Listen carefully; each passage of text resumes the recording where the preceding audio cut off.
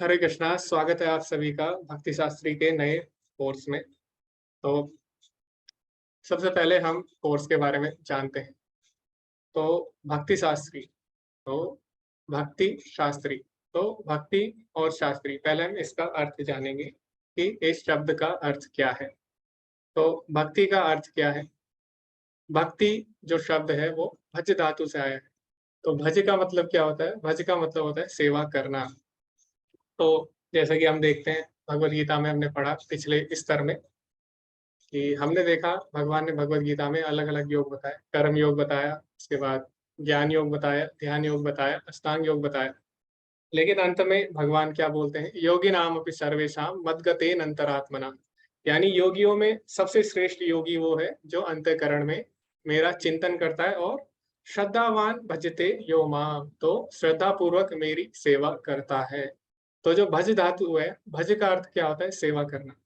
तो भक्ति का अर्थ क्या है? सेवा करना। शास्त्री का मतलब क्या है? शास्त्री का मतलब है शास्त्र से आया है शास्त्री। तो शास्त्र क्या है? शास्त्र भगवान के निर्देश हैं और शास्त्री जो भगवान के निर्देशों का पालन करता है। तो भक्ति शास्त्री कौन है? जो भगवान के निर्देशों का पालन करता है और भगवान की सेवा करता है। तो इस कोर्स को करने के बाद आपको भक्ति शास्त्री की उपाधि दी जाएगी। तो वैसे सारे ही शास्त्र हमें भगवान की भक्ति के बारे में बताते हैं। तो एक श्लोक भी है, वेदे रामायणे भारते तथा आदि अन्ते च मध्य च सर्वत्र हरि गीयते।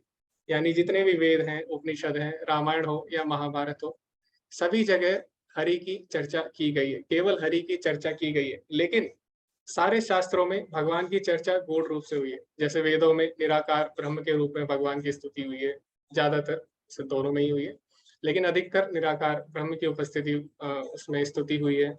इसी प्रकार उपनिषदों में भगवान के गुणों की भी चर्चा हुई है। तो सारे शास्त्र है वो हमें भगवान के बारे में सब बताते हैं, सर्वत्र हरि गीयते। लेकिन जो भक्ति शास्त्र है वो हमें विशेषकर भक्ति को प्रकट रूप में हमें बताते हैं। तो इसमें कौन से शास्त्र आते हैं जो हमें विशेषकर प्रकट रूप में भक्ति के बारे में बताते हैं? तो कोई बता सकते हैं आप में से कौन से ऐसे शास्त्र है जो हमें शुद्ध भक्ति के बारे में बताते हैं?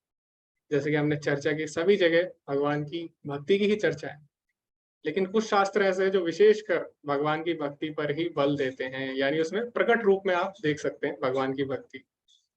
जी। तो उसमें जो मुख्यतः जो शास्त्र है वो क्या है? श्रीमद् भागवतम है, भगवत गीता है, रामायण है। तो ये जो शास्त्र है ये हमें भगवान की शुद्ध भक्ति के बारे में बताते हैं। जी।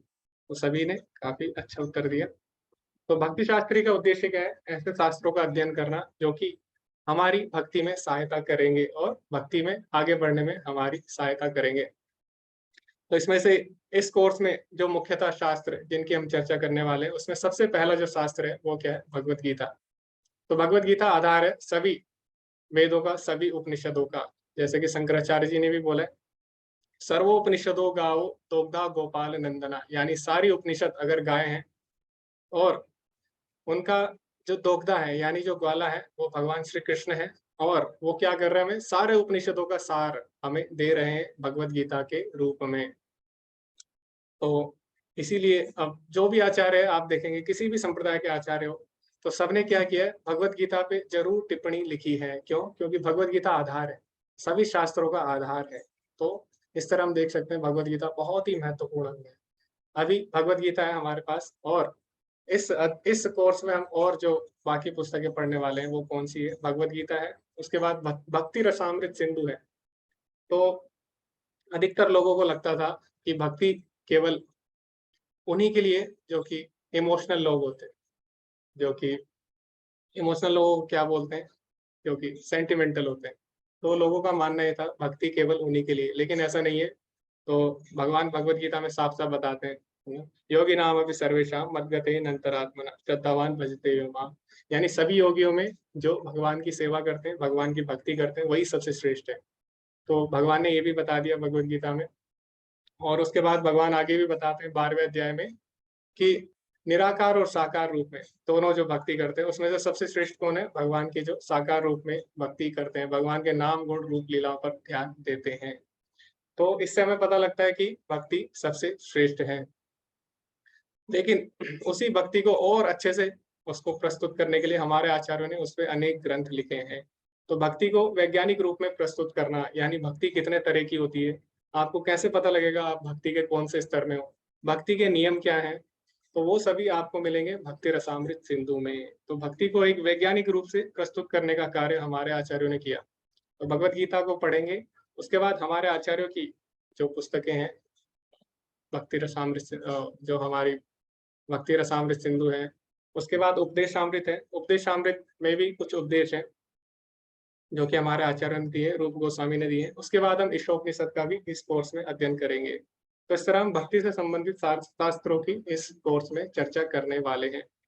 तो आज आज हम भगवत गीता आरंभ करने वाले हैं। तो भगवत गीता को 3 भागों में विभाजित किया गया है।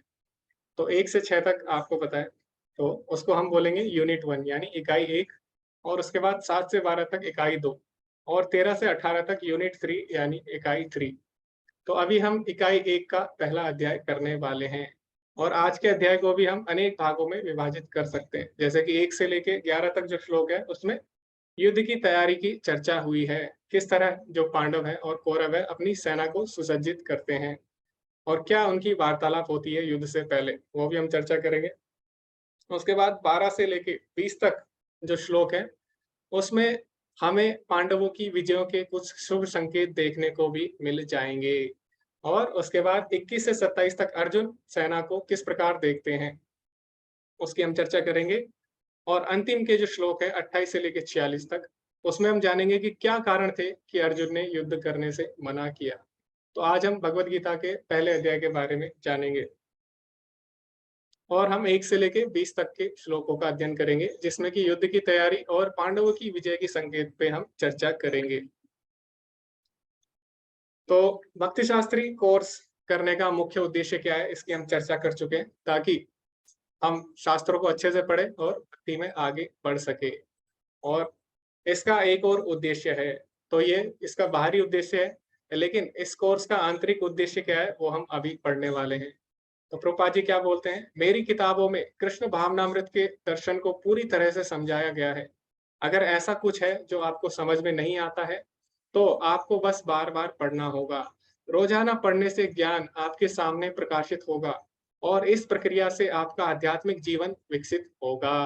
तो भक्ति शास्त्री का एक और उद्देश्य है, वो है प्रभुपाद जी ने जो तात्पर्य लिखे हैं, प्रभुपाद जी ने जो पुस्तकें लिखी है, उनका गूढ़ अध्ययन करना। तो ये भक्ति शास्त्री के कोर्स का मुख्य उद्देश्य है। तो हमें पता है हमारे जो आचार्य हैं, सभी ने बहुत मेहनत करके हमारे लिए शास्त्र लिखे हैं, खासकर विशेषकर प्रभुपाद जी ने। तो प्रभुपाद जी सोते नहीं थे रात को, आपको भी पता है, केवल 2 घंटे सोते थे, और रात को जल्दी उठ के प्रभुपाद जी क्या करते थे, एक ही काम करते थे, पुस्तकों का ट्रांसलेशन, पुस्तकों का अनुवाद करना। तो प्रभुपाद जी ने बहुत मेहनत की ताकि हम सभी लोग इस दिव्य ज्ञान को प्राप्त कर सके यथारूप में। तो इसीलिए हमें क्या करना है, केवल प्रभुपाद जी की जो पुस्तकें हैं उनको ध्यान से पढ़ना होगा। तो इस कोर्स का एक मुख्य उद्देश्य ये भी है कि हम प्रभुपाद जी की पुस्तकें करें, पुस्तकें पढ़ें और उनके ऊपर फिर चर्चा करें। तो एक बार प्रभुपाद जी से किसी ने पूछा, तो प्रभुपाद जी जब पुस्तकें लिखते थे तो उसके बाद उनको पढ़ा करते थे। तो एक बार किसी भक्त ने प्रभुपाद जी से पूछा कि आप, पुस्तकें तो आपने लिखी है, तो फिर आप इनको बार बार क्यों पढ़ते हो, क्योंकि जिसने पुस्तकें लिखी हैं उसको तो पता रहता है उसने क्या लिखा है। तो इस प्रकार एक भक्त ने जिज्ञासा की कि आप इतनी ध्यान से इन पुस्तकों को क्यों बार बार पढ़ते हो। तो प्रभुपाद जी ने बोला कि क्योंकि ये पुस्तकें मैंने नहीं लिखी है, कृष्ण ने जो बोला मैंने केवल वही लिखा है। तो अभी मैं क्या कर रहा हूँ, देख रहा हूँ इन पुस्तकों को। तो प्रभुपाद जी ने जो पुस्तकें लिखी हैं, किसके निर्देशन में लिखी है, भगवान के निर्देशन में लिखी है। इसीलिए हमारा कर्तव्य क्या है, प्रभुपाद जी की पुस्तकों को ध्यान से पढ़ना। तो इसी के साथ हम आगे बढ़ेंगे। ये आज के जो पाठ्यक्रम है उसका एक प्लान है। तो आज हम क्या क्या पढ़ने वाले हैं। तो सबसे पहले हमने देखा इंट्रोडक्शन कोर्स के बारे में। तो सबसे पहले हम कोर्स के बारे में जानेंगे। कोर्स के बारे में हमने जाना, अभी हम क्या करेंगे, अभी हम भगवत गीता क्यों बोली गई इस पे हम चर्चा करेंगे। फिर हम प्रभुपाद जी का क्या मूड रहा है भगवत गीता लिखते समय, और आंदोलन से किस प्रकार उसको हम जोड़ सकते हैं, उसकी भी हम चर्चा करेंगे। उसके बाद हम देखेंगे धर्म क्षेत्र जो शब्द इसमें उपयोग हुआ है भगवत गीता के पहले श्लोक में, उस पर हम चर्चा करेंगे। उसके बाद हम द्रोणाचार्य की उदार प्रकृति के ऊपर भी चर्चा करेंगे। उसके बाद हम ब्रेक ले सकते हैं अगर समय मिला, और उसके बाद हम द्रोणाचार्य की कूटनीति पर भी चर्चा करने वाले हैं, और अंत में हम इस पे एक डिस्कशन भी करने वाले हैं। उसके बाद अंत में हम पांडवों की विजय के संकेत पढ़ने वाले हैं। तो आज हम इन विषयों पर चर्चा करेंगे। तो आज का जो सत्र है उसमें हम क्या-क्या सीखेंगे? तो कृष्ण द्वारा भगवत गीता बोलने की श्रृंखला, यानी क्या कारण थे कि भगवान को भगवत गीता बोलनी पड़ी। उसके बाद प्रभुपाद जी की मनोदशा क्या है और उनका मिशन क्या है। तो जैसे कि मैंने ग्रुप में भी डाला था कि हमको क्या करना है, प्रस्तावना पढ़ना है और 1 से लेके 20 तक श्लोक पढ़ना था। तो सबसे पहले क्यों प्रभुपाद जी ने भगवत गीता लिखी, वो भी हम जानेंगे। उसके बाद हम धर्म क्षेत्र शब्द के बारे में चर्चा करेंगे, और अंत में जैसे कि हमने चर्चा की, हम द्रोणाचार्य की उदार प्रकृति और दुर्योधन की कूटनीति, और अंत में पांडवों की विजय के संकेत पर चर्चा करने वाले हैं। तो अभी जो हमारा कोर्स है उसके विषय में हम एक बार दोबारा जान लेते हैं कि इस कोर्स का जो असेसमेंट होगा, यानी इस कोर्स में जो आपको नंबर दिए जाएंगे वो किस आधार पर दिए जाएंगे। तो ये जो कोर्स है इसमें जो 60% 60% वेटेज जो भार होगा वो किसका होगा, ओपन बुक क्वेश्चन, यानी खुली पुस्तक से जो आपको प्रश्न करने हैं। तो आप घर पे कर सकते हैं खुली पुस्तक से, वो आपको कुछ प्रश्न दिए जाएंगे हर इकाई के बाद। तो हर इकाई के बाद आपको कुछ प्रश्न मिलेंगे, वो आपको करने, हर लेसन के बाद नहीं, हर पार्ट के बाद नहीं, हर इकाई के बाद। जैसे 1 से 6 तक अध्याय होंगे, उसके उसको हम एक इकाई बोलते हैं। उसके बाद आपको कुछ प्रश्न मिलेंगे। हर इकाई के बाद आपका एक टेस्ट होगा, उसको हम बोलेंगे क्लोज बुक असेसमेंट। तो वो आपका टेस्ट लिया जाएगा हर इकाई के बाद, यानी हर 6 चैप्टर के बाद भगवत गीता के। उसके बाद कुछ श्लोक आपको दिए जाएंगे, कुछ मुख्य श्लोक, जो महत्वपूर्ण श्लोक है वो आपको भेजे जाएंगे। उसमें से 4 श्लोक आपको याद करने हैं, यानी पहली इकाई के कुछ श्लोक आपको दिए जाएंगे, उसमें से आपको 4 श्लोक याद करके सुनाने होंगे। तो इसका भी एक अलग से टेस्ट होगा। उसके बाद आप कक्षा में किस तरह से भाग ले रहे हैं, इसके भी मार्क्स मिलेंगे। क्योंकि जो भक्ति शास्त्री कोर्स है इसमें कोई भी टीचर नहीं है, यानी जैसे आपको लग रहा है कि मैं पढ़ा रहा हूँ तो मैं इसमें टीचर हूँ, नहीं, ऐसा नहीं है। तो इसमें क्या है, इसमें हम सभी को चर्चा करनी है, प्रभुपाद जी के जो तात्पर्य हैं और जो भी भगवत गीता के श्लोक हैं, जो भी हमारे डाउट्स हैं, प्रश्न है, उसके ऊपर हमें चर्चा करनी है। तो इसमें कोई किसी को नहीं पढ़ा रहा, हम क्या कर रहे हैं, आपस में चर्चा कर रहे हैं। तो चर्चा करने के लिए सभी का भाग लेना आवश्यक है। तो कौन कितना भाग लेगा और किस प्रकार कौन चर्चा करेगा, उसके भी इसमें मार्क्स दिए जाएंगे, और जो अटेंडेंस होगी वो भी इसमें नोट की जाएगी। तो कक्षा के अंत में मैं आपको एक कोड बताऊंगा, वो आपको लिखना होगा चैट में। तो जिससे क्या होगा, जिससे आपकी अटेंडेंस रिकॉर्ड हो जाएगी। तो कक्षा के अंत में आपको अटेंडेंस भी देनी होगी, और साथ ही साथ आप प्रयास करें कि आप सुबह मंगल आरती में आए और मंदिर के जो प्रोग्राम है उसमें भी आप भाग लें। तो इस तरह इस कोर्स में हम देखेंगे। अभी हम चर्चा शुरू करने वाले हैं भगवत गीता के ऊपर। तो भगवत गीता शुरू करने से पहले हमको जानना होगा इसके इतिहास के बारे में, यानी भगवत गीता क्यों बोली गई। तो भगवत गीता बोलने के बहुत सारे कारण हो सकते हैं। जैसे कि कुछ कारण क्या है, तो कुछ कारण मैं आपको बताऊंगा, उसके बाद आपको कुछ कारण बताने होंगे। तो भगवत गीता बोली गई युद्ध के समय, तो युद्ध के समय ही क्यों बोली गई, तो इसके भी बहुत सारे कारण हैं क्यों। तो पहला कारण ये है कि युद्ध में सभी को कहीं ना कहीं रुचि होती है। जैसे कि आप अगर बाजार जाते हैं, वहां पे क्या होता है, मान लीजिए वहां पे किसी का एक्सीडेंट हो जाता है, कोई गिर जाता है सड़क पे, तो क्या होता है, लोग उठाने के लिए नहीं आते ना। आपने देखा होगा लोग जल्दी जल्दी निकल लेते हैं, और अगर कोई देखेगा कि कोई किसी को उठा रहा है तो बोलेगा हाँ इसने उठा लिया तो अब मेरा काम नहीं है, तो वो भी क्या करेगा, निकल जाएगा। तो लोग इतनी सहायता करने के लिए नहीं आएंगे। लेकिन अगर बाजार में आप देखेंगे कहीं पे किसी की लड़ाई हो रही है दो लोगों की, तो क्या होगा, वहां पे बहुत सारे लोग इकट्ठा हो जाएंगे। यानी जहाँ पे किसी की जान बचानी होगी वहां पे कोई भी रिस्क नहीं लेगा, वहां पे कोई भी रुकना नहीं चाहेगा। लेकिन जहाँ पे झगड़ा हो रहा है वहां पे सभी लोग रुचि लेंगे, वहां पे सभी लोग भीड़ इकट्ठा कर देंगे। तो इसी प्रकार जब भगवत गीता भगवान ने बोली तो उस समय क्या था, युद्ध होने वाला था।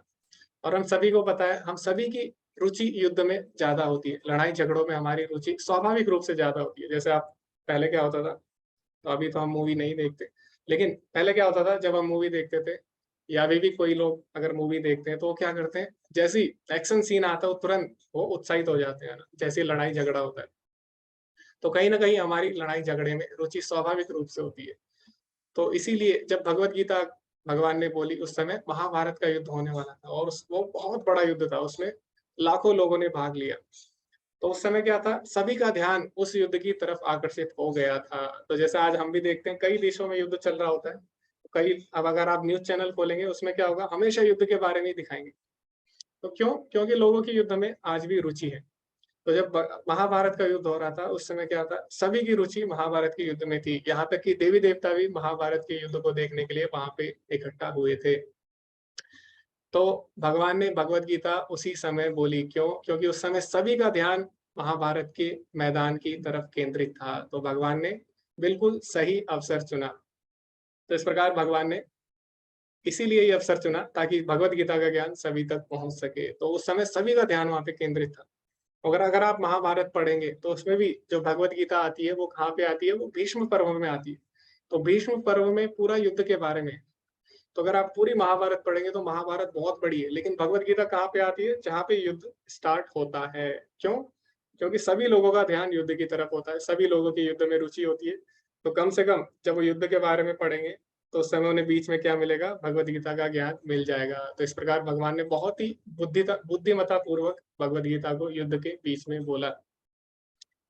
तो इससे हम देख सकते हैं जैसे कि भगवान के भक्त भी होते हैं, वो भी यही करते हैं, वो भी अवसर ढूंढते हैं कि किस प्रकार भगवत गीता का ज्ञान सभी लोगों तक पहुंचाया जाए। तो भगवान ने क्या किया, भगवान ने भी अवसर ढूंढा युद्ध का ताकि सभी लोगों को भगवत गीता का ज्ञान मिल सके। इसी तरह एक घटना हुई छोटी सी। तो एक जगह क्या हुआ था, कुछ भक्त लोग थे, वो बुक डिस्ट्रीब्यूशन के लिए जा रहे थे। तो अचानक उनकी जो बस होती है उसका एक्सीडेंट हो जाता है किसी का। तो जब बस का एक्सीडेंट होता है तो वहां पे बहुत ज्यादा लोग इकट्ठे हो जाते हैं और वहां पे एम्बुलेंस भी आ जाती है, फायर ब्रिगेड भी आ जाती है। तो काफी सारे लोग वहां पे इकट्ठा हो गए। तो अभी लेकिन भक्त लोगों को कुछ नहीं हुआ। तो भक्त लोग जैसे ही आते हैं वो देखते हैं कि बहुत सारी यहाँ पे भीड़ है। तो भक्त लोग क्या करते हैं, भक्त लोग बोलते हैं कि क्यों ना यहाँ पे पुस्तक वितरण किया जाए। तो भक्त लोग क्या करते हैं, बस से पुस्तक निकालते हैं और सभी को बांट देते हैं। और जब सभी लोग उनका उत्साह देखते हैं कि किस प्रकार ये लोग जख्मी हैं फिर भी ये क्या कर रहे हैं, ये लोग पुस्तकों का वितरण कर रहे हैं, तो सभी लोग उनसे पुस्तकें भी खरीद लेते हैं। तो इसी प्रकार भगवान भी है और भगवान के भक्त भी है। तो भगवान भी क्या चाहते हैं, भगवत गीता का संदेश सभी तक फैले। और इसी तरह भगवान के भक्त भी चाहते हैं, जैसे प्रभुपाद जी भी है, प्रभुपाद जी का भी यही उद्देश्य था जीवन का कि भगवत गीता का ज्ञान सभी तक पहुंचे। तो अभी हम जानेंगे भगवत गीता बोलने के और कारण। तो अभी आप सभी कुछ कुछ कारण बता सकते हैं, एक एक कारण, ताकि सभी को इसमें भाग लेने का अवसर मिल सके। तो आप हैंड रेज कर सकते हैं और हम जानेंगे कि क्यों महाभारत का युद्ध हुआ और क्यों भगवान ने भगवत गीता बोली। तो आप भी इसके कारण बता सकते हैं, हैंड रेज कर सकते हैं। जी, हरे कृष्णा रुचि मत। हरे कृष्ण प्रभु जी, दंडवत प्रणाम। तो मैं ये रीजन बताऊंगी कि जो अर्जुन है उसको वॉर फील्ड में और मतलब ऐसे सिचुएशन में ही क्यों भगवत गीता का ज्ञान दिया, क्योंकि जब कोई भी इंसान होता है सबकी लाइफ में एक ऐसा फेज आता ही आता है कि जहाँ पे वो बहुत ज्यादा इनडिसिसिव हो जाता है और उसे कुछ भी समझ नहीं आता कि मुझे क्या करना है।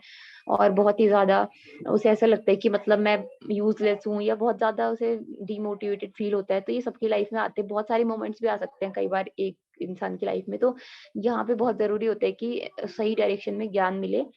और एक ये भी रीजन है कि जो अर्जुन था वो बहुत मतलब गृहस्थ जीवन और बहुत ज्यादा उलझा हुआ अपने जीवन में, ये बोल सकते हैं कि जैसे आजकल के इंसान है कि अपने लाइफ में उलझे रहते हैं और बहुत ज्यादा ज्ञान की तरफ फोकस नहीं कर पाते। तो एक रीजन ये, तो यही प्रभु जी, हरे कृष्णा। जी माता जी धन्यवाद, हरे कृष्णा। तो माता जी ने बहुत ही अच्छे कारण दिए। एक तो ये कि अर्जुन एक ग्रस्त है और ग्रस्त जीवन बहुत ही उलझनों भरा होता है। तो विशेषकर ताकि जो ग्रस्त लोग हैं वो इसका लाभ उठा सके। दूसरा, हमारे जीवन में जो परिस्थितियां आती है तो अर्जुन के द्वारा भगवान ने बताया कि किस प्रकार उन परिस्थितियों को हल किया जा सकता है। यानी अर्जुन केवल एक निमित्त मात्र था। भगवान बोलते भी भगवत गीता के 11वें अध्याय में, निमित्त मात्रम भव सव्यसाचिन, हे सव्यसाची, हे अर्जुन तुम केवल एक निमित्त मात्र हो। तो ये भी कारण थे। आप सभी को एक एक कारण बोल रहे हैं ताकि सभी को समय मिल सके। हरे कृष्णा सनी प्रभु जी। हरे कृष्ण प्रभु जी। एक कारण तो ये भी था कि जो ज्ञान की जो मतलब परंपरा चली आ रही थी गुरु शिष्यों के द्वारा, वो टूट चुकी थी। तो श्री कृष्ण ने फिर से वो जो विवस्वान को और इक्ष्वाकु से चला रहा था, उसे फिर से कलयुग में उस ज्ञान को लाने के लिए ये जो है मतलब भगवत गीता वो युद्ध के क्षेत्र में कही थी। हरे कृष्ण। जी धन्यवाद प्रभु जी। तो अभी यही कारण है कि पहले हम 3 लेवल पढ़ चुके हैं, तो सभी ने काफ़ी अच्छे-अच्छे उत्तर दिए। तो अब हम इस कोर्स को और अच्छे से पढ़ पाएँगे। तो सनी प्रभु जी ने भी बिल्कुल अच्छा उत्तर दिया और भगवद गीता में भगवान बोलते भी हैं, चौथे अध्याय के शायद दूसरे या तीसरे श्लोक में भगवान बोलते हैं, "सकालेन महता योगो नष्टा परंतपा।" तो भगवान बोलते हैं कि काल कर्म के साथ ये जो ज्ञान है भगवद गीता का, ये नष्ट हो चुका था। स एवायम मया तेव योगः प्रोक्तः पुरातनः। इसीलिए मैं तुम्हें ये प्राचीन योग दोबारा कहने जा रहा हूँ। तो बिल्कुल सही उत्तर दिया। हरे कृष्णा मोहित प्रभु जी। हरे कृष्ण। जी प्रभु जी। आने वाला जो समय है वो बहुत जी प्रभु जी, आपकी आवाज़ सही से नहीं आ पा रही है। हरे कृष्ण। अभी आ रही है थोड़ी बहुत कम आ रही है प्रभु जी। प्रभु जी आप। हाँ जी, जी। जी प्रभु जी। तो श्री कृष्ण को यह पता था कि आने वाला जो समय है उसमें लोग और ज्यादा एक दूसरे से शिक्षा करने लगे और अधर्म भी चारों तरफ फैले। तो ये जो अधर्म है इसको दूर करने के लिए और हमेशा धर्म का पाठ लोग फॉलो करें, इसलिए उस टाइम पे गीता का ज्ञान दिया गया कि ये वक्त भी धर्म की स्थापना हो रही है और जब जब अधर्म आएगा तब तब हमें धर्म की स्थापना। अरे जी प्रभु जी, धन्यवाद। तो प्रभु जी की आवाज़ बहुत ही कम थी, तो मैं आपको बता दूँगा प्रभु जी ने क्या बोला। तो प्रभु जी ने बोला कि क्योंकि अभी कलयुग आरंभ होने वाला है, तो इसीलिए भगवान ने भगवद गीता बोली, ताकि धर्म की दोबारा से स्थापना हो सके। तो ये भी बिल्कुल सही उत्तर है और भगवान बोलते भी हैं, धर्म संस्थापनार्थाय संभवामि युगे युगे। तो श्रीमद् भागवतम में भी ये प्रसंग आता है कि वहाँ पे बोला जाता है कि जब आप चले जाएँगे यानी भगवान चले जाएँगे, तो धर्म का क्या होगा? क्योंकि भगवान स्वयं धर्म है। तो धर्म का क्या होगा? तो वहाँ पे भगवान बोलते हैं कि धर्म क्या करेगा? भागवतम का रूप ले लेगा। तो भगवान की जो वाणी है, भगवान के जो भक्ति से संबंधित जो भी शास्त्र हैं, वो क्या करेंगे? कलयुग में लोगों का मार्गदर्शन करेंगे। तो भगवद गीता भगवान ने कब बोली? द्वापर युग जब समाप्त होने वाला था और कलयुग आरंभ होने वाला था। तो भगवान को पता था, जो कलयुग के जीव हैं, वो इतने बुद्धिमान नहीं होंगे। वो अल्पायु होंगे। प्रायः अल्पायुषा सभ्यः खलु अस्मिन् युगे जनाः। मंदा सुमंद मतयो मंद भाग्य यत्रता, यानी अल्पायु होगी, बुद्धि कम होगी और आलसी होंगे, आपस में झगड़ालू होंगे। तो इस कारण भगवान ने क्या किया? समस्त शास्त्रों, समस्त वेदों का सार भगवद गीता के रूप में हमें दिया, ताकि हम आसानी से उसको समझ पाएँ और भगवान से जुड़ पाएँ। तो ये भी एक इसका कारण है।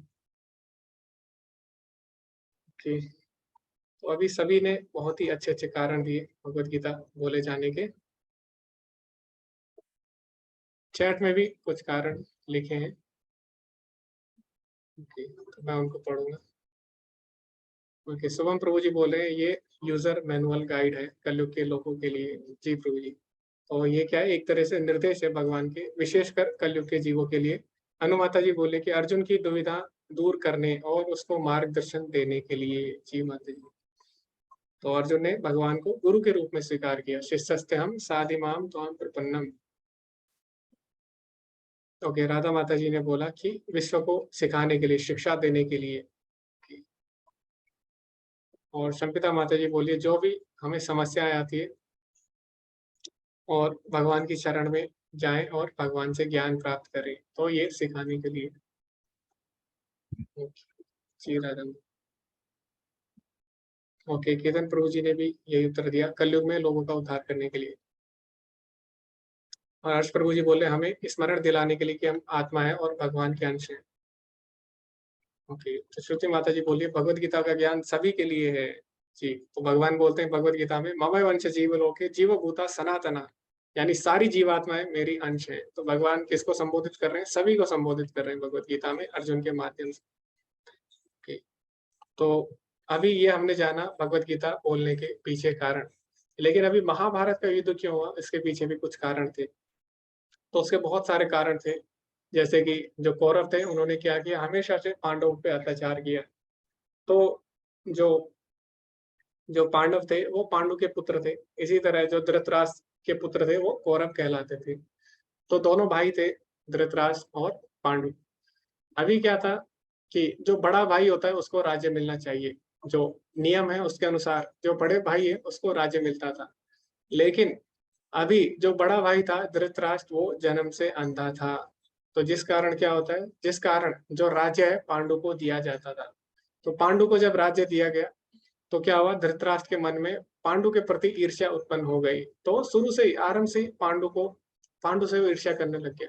अभी क्या हुआ, ईर्ष्यावश अभी उसको लगा कि चलो कोई बात नहीं, पांडु तो अभी राजा बन गया, लेकिन आगे क्या होगा, मेरे पुत्र जब होंगे तो उनको राजा बना दिया जाएगा।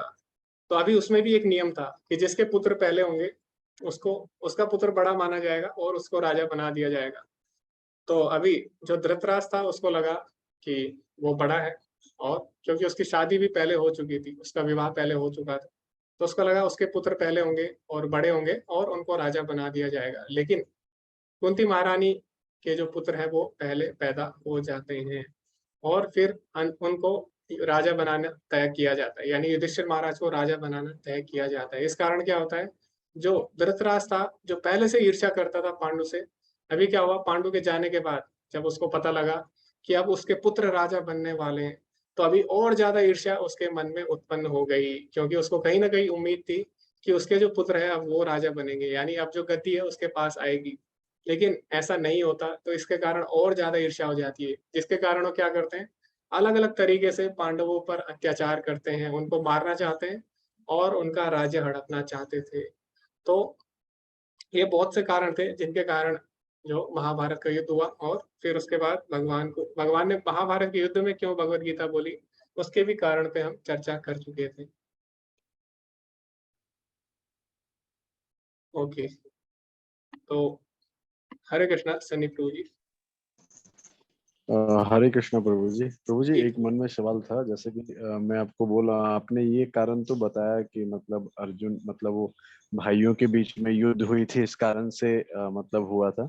लेकिन वैसे अगर देखा जाए तो मुख्यतः जो कारण है भगवत, मतलब ये महाभारत होने का मुख्यतः कारण का मुझे नहीं लगता है कि पता चल पाया है, या फिर आज तक कोई क्लेरिफिकेशन है। क्योंकि लोग, कुछ लोगों जगह, मैं कुछ जगह पे भी देखता हूँ, कुछ प्रभु जी की भी बातों में सुना हूं, तो कुछ लोग ऐसा बोलते हैं कि भीष्म की पे जो प्रतिज्ञा ले ली गई थी, तो भीष्म के प्रतिज्ञा के जो कारण है उसी वक्त ये मतलब हो गया था कि महाभारत का युद्ध होगा, वो भविष्यवाणी हो चुकी थी उस वक्त कि आपकी प्रतिज्ञा आगे चलकर बहुत ज्यादा आपके ऊपर भारी पड़ने वाली है क्या? जी, हरे कृष्णा सनी प्रभु जी, आपकी आवाज रुक गई है। हरे कृष्णा सनी प्रभु जी, आप कंटिन्यू करिए। हरे हरे कृष्ण प्रभु जी, मेरी आवाज नहीं आ रही थी क्या? जी आ गई प्रभु जी, आपने बोला भीष्म को भविष्यवाणी हो चुकी थी।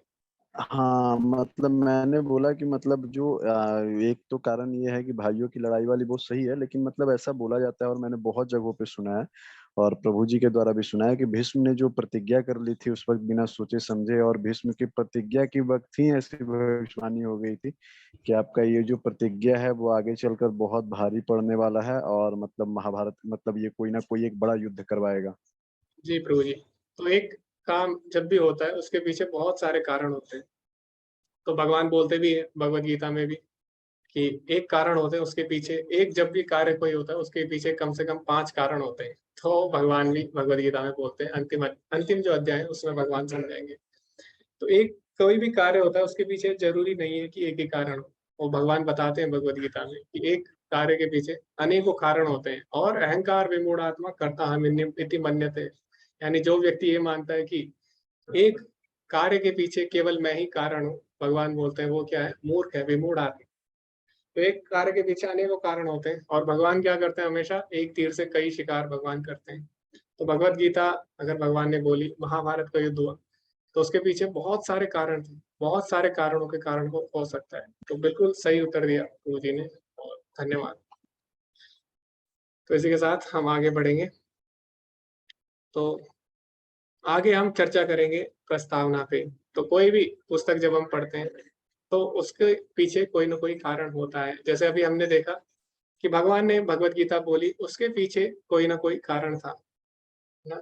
तो जब भगवान ने भगवत गीता बोली तो क्या हुआ, उसी भगवत गीता को कलयुग में अनेक लोगों ने हमें समझाया। जैसे आप अगर कोई भी सब्जेक्ट पढ़ते हैं, उसके बहुत सारे टीचर होते हैं, हर टीचर एक ही चीज को अलग अलग तरीके से समझाता है। तो एक ही चीज होती है, एक ही मैथ होती है, फिजिक्स भी वही होती है, केमिस्ट्री भी वही होती है, लेकिन हर टीचर क्या करता है, उसको अलग अलग तरीके से समझाता है। तो इसी तरह हमारे आचार्य हुए, अनेक आचार्य हुए, वैष्णव आचार्य हुए, और उसके बाद बहुत सारे आचार्य हुए। तो सभी ने क्या किया, भगवत गीता को अलग अलग तरीके से समझाया। लेकिन प्रभुपाद जी ने क्या किया, प्रभुपाद जी ने कलयुग में हमें भगवत गीता यथारूप समझाई। तो उसके पीछे क्या कारण था, वो भी हमें जानना आवश्यक है। तो उस कारण को प्रभुपाद जी भगवत गीता यथारूप के प्रस्तावना यानी प्रीफेस में लिखते हैं। तो मैंने आपको मैसेज किया था कि आप सभी लोग प्रीफेस पढ़ के जरूर आना कि क्यों प्रभुपाद जी ने भगवत गीता यथारूप लिखी। तो अभी हमें क्या करना है, उस पर चर्चा करनी है। तो आप सभी लोग हैंड रेज कर सकते हैं। और प्रश्न ये है कि प्रस्तावना में बताए गए के अनुसार श्रील प्रभुपाद की मनोदशा और मिशन के पहलुओं की पहचान, क्या आप कृपया उन कारणों को सूचीबद्ध कर सकते हैं कि श्रील प्रभुपाद ने भगवत गीता यथारूप को क्यों लिखा था, जबकि बाजार में भगवत गीता के बहुत सारे संस्करण उपलब्ध थे। तो अगर आप देखेंगे, भगवत गीता के कम से कम 800 से ऊपर ज्यादा संस्करण है, यानी भगवत गीता ये केवल एक ऐसी पुस्तक है जिसपे 800 से अधिक टिप्पणियां हो चुकी है। तो ये, लेकिन फिर भी प्रभुपाद जी ने क्या किया, फिर भी प्रभुपाद जी ने भगवत गीता यथारूप लिखी। तो ऐसा क्या कारण था कि प्रभुपाद जी को भगवत गीता यथारूप लिखनी पड़ी। तो आपको क्या करना है, हैंड रेस करना है और आप बता सकते हैं। आपको कोई एक कारण बताना होगा ताकि और भी लोगों को समय मिल सके, और भी लोगों को चर्चा का समय मिल सके। तो आपको एक कारण बता सकते हैं प्रभुपाद जी ने क्यों भगवत गीता यथारूप लिखी। हरे कृष्णा आयुष प्रभु जी। हरे कृष्ण प्रभु जी। प्रभुपाद जी ने इसलिए भगवत गीता लिखी क्योंकि जो भी मार्केट में चल रहा था वो सब अपने अपने मतलब मायावादी लोगों के टिप्पणी ज्यादा था। मतलब और हमारे जो परम आचार्यों ने लिखा है वो इतना डिफिकल्ट था कि हम लोग उसको समझ नहीं सकते थे। हमारे अंदर समझने की इतना क्षमता नहीं था। तो उन्होंने उनका एक एक वर्ड में पूरा पूरा मीनिंग लिखा हुआ है, वो नहीं समझ सकते। इसलिए प्रभुपाद ने हमको बहुत भावार्थ कितना सरल दिया है कि हम उसको समझ सके, घर पे भी रह के पढ़ सकते हैं, तो उससे कुछ तो समझ ही सकते हैं। इस वजह से दिया। जी जी जी, धन्यवाद प्रभु जी। तो प्रभु जी ने बहुत ही सुंदर उत्तर दिया। तो आपको एक कारण बताना है, प्रभु जी ने दो कारण बताए हैं। पहला कि जो हम देखते हैं मार्केट में, तो बाजार में जो हम भगवत गीता अगर आप पढ़ेंगे, तो ज्यादातर जो टीका है वो भक्तों ने नहीं लिखी है। और भगवान क्या बोलते हैं भगवत गीता में, भक्त्या माम अभिजानाति, केवल भक्ति के द्वारा ही मुझे समझा जा सकता है। तो जब कोई अगर भगवान का भक्त नहीं है तो वो भगवान को नहीं समझ सकता। अगर कोई भगवान को नहीं समझ सकता, वो भगवान के बारे में हमें नहीं बता सकता। अगर कोई मैथमेटिक्स नहीं समझ सकता, तो आपको मैथमेटिक्स कैसे पढ़ाएगा, है ना? तो इसी प्रकार जो भगवान का भक्त होता होता है, वही केवल भगवान को समझ सकता है। तो इसीलिए जो भी मार्केट में आप भगवत गीता देखेंगे, 800 से ज्यादा भगवत गीता है, उसमें से मैक्सिमम लोग भगवान के भक्त नहीं है। तो अगर वो भगवान के भक्त नहीं है, तो उनकी भगवत गीता पढ़ना, उनकी भगवत गीता पे टिप्पणी पढ़ना व्यर्थ है। तो इसीलिए प्रभुपाद जी ने क्या किया, हमें नई भगवत गीता दी यथारूप। और दूसरा कारण प्रभु जी ने दिया, तो पहला कारण यही था कि मायावादी थे बहुत सारे, उन्होंने गलत गलत टीकाएं लिखी थी, या फिर जो भगवान के भक्त नहीं थे उन्होंने गलत गलत टीका लिखी थी।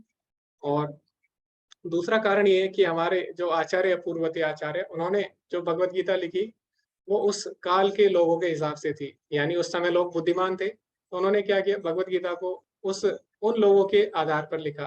लेकिन अभी अगर हम उन भगवत गीता को पढ़ेंगे, तो अभी हमारे जो पूर्ववर्ती आचार्य हैं उनकी जो टिप्पणी है, टीकाएं हैं, वो हमारी समझ में नहीं आएंगी। क्यों? क्योंकि उनकी भाषा बहुत जटिल है। जैसे आप भक्ति सिद्धांत सरस्वती ठाकुर के अगर तात्पर्य पढ़ेंगे, तो उसमें से आपको कुछ भी समझ में नहीं आएगा, इतना जटिल है। लेकिन प्रभुपाद जी ने क्या किया, उसको सरल भाषा में हमारे सामने प्रस्तुत किया, कलयुग के लोगों के मनोदशा देखकर उनके सामने उसको प्रस्तुत किया। तो ये कारण थे, आपको एक ही कारण बोलना है। हरे कृष्णा सनी प्रभु जी। हरे कृष्ण प्रभु जी। प्रभु जी, एक कारण तो ये भी था कि मतलब उनके गुरु का मतलब आदेश था कि एक इंग्लिश इंग्लिश में उसका जो है मतलब उसे बदला जाए, और इंग्लिश के लोगों को, ताकि सब लोगों को पढ़ने में आसानी हो और विदेशों में भी जाके इसका प्रचार प्रसार किया जा सके। जी जी जी। तो सनी प्रभु जी ने भी काफी अच्छा उत्तर दिया। तो जो प्रभुपाद जी के गुरु थे उनका आदेश था कि पाश्चात्य देशों में भी भगवत गीता का प्रचार हो, यानी पूरे विश्व में भगवत गीता का प्रचार हो। लेकिन पूरा विश्व किसको फॉलो करता है?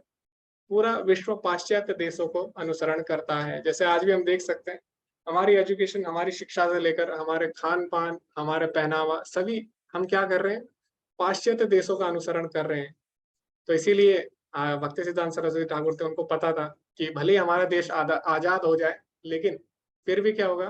फिर भी अंग्रेजी जो सभ्यता है, उसको हम नहीं छोड़ने वाले, क्योंकि अभी हमारी संस्कृति में घुल चुकी है। तो इसीलिए जो भगवद गीता है, इसका प्रचार-प्रसार पूरे विश्व में, विशेषकर जो पाश्चात्य देश है, उनमें करना बहुत ही आवश्यक है। तो जो प्रभुपाद जी के गुरु थे, भक्ति सिद्धांत सरस्वती ठाकुर जी, उन्होंने क्या किया? प्रभुपाद को आदेश दिया। और जैसे कि हम गुरु वंदना करते हैं, गुरु अष्टकम करते हैं, गुरु वंदना भी करते हैं, उसमें क्या बोलते हैं? गुरु मुख पद्म वाक्य चित्ते ते करिया ऐक्या। तो प्रभुपाद जी ने वही किया, जो अपने गुरु थे, उनके जो मुखारविंद से जो वाणी निकली थी, उसको क्या किया? उसको चित्ते ते करिया ऐक्या, यानी उसको अपने मन में रखा और उस पर दृढ़ निश्चय करके उसका प्रचार-प्रसार किया। तो ये भी एक कारण था। हरे कृष्णा नैना माता जी। हरे कृष्णा प्रभु जी। तो जैसे कि प्रभुपाद जी की गीता का नाम ही है यथारूप एज इट इज, तो भगवान की वाणी को एज इट इज हम तक पहुंचाने के लिए ये भी एक कारण हो सकता है। जी माता जी। तो बहुत ही अच्छा कारण था कि जो भगवत गीता प्रभुपाद जी ने टिप्पणी लिखी है, उसका नाम है भगवत गीता यथारूप। तो यथारूप का मतलब है जो ज्ञान हमें परंपरा में आ रहा है, उसको हमारे सामने प्रस्तुत करना। तो भगवान बोलते भी है भगवत गीता में, एवं परंपरा प्राप्ति, कि जो भगवत गीता का ज्ञान है, ये गुरु शिष्य परंपरा में आया है। तो प्रभुपाद जी ने क्या किया? जो गुरु शिष्य परंपरा में ज्ञान आ रहा है, उसी को हमारे सामने रखा भगवत गीता यथारूप में। तो प्रभुपाद जी ने जो भगवत गीता लिखी है, मुख्यतः 4, वैसे प्रभुपाद जी ने बहुत सारे जो वैष्णवाचार्य हैं, उनकी टीकाओं को पढ़ के प्रभुपाद जी ने क्या किया? उनका निष्कर्ष निकाला है। लेकिन मुख्यतः 4 आचार्य हैं, जिनका प्रभुपाद जी ने अनुसरण किया। तो कौन-कौन से 4 आचार्य हैं, जिनके टीका के आधार पर प्रभुपाद जी ने भगवत गीता लिखी? सबसे पहले रामानुजाचार्य, उसके बाद विश्वनाथ चक्रवर्ती ठाकुर है, और उसके बाद बलदेव विद्याभूषण है, और श्रीधरा स्वामी।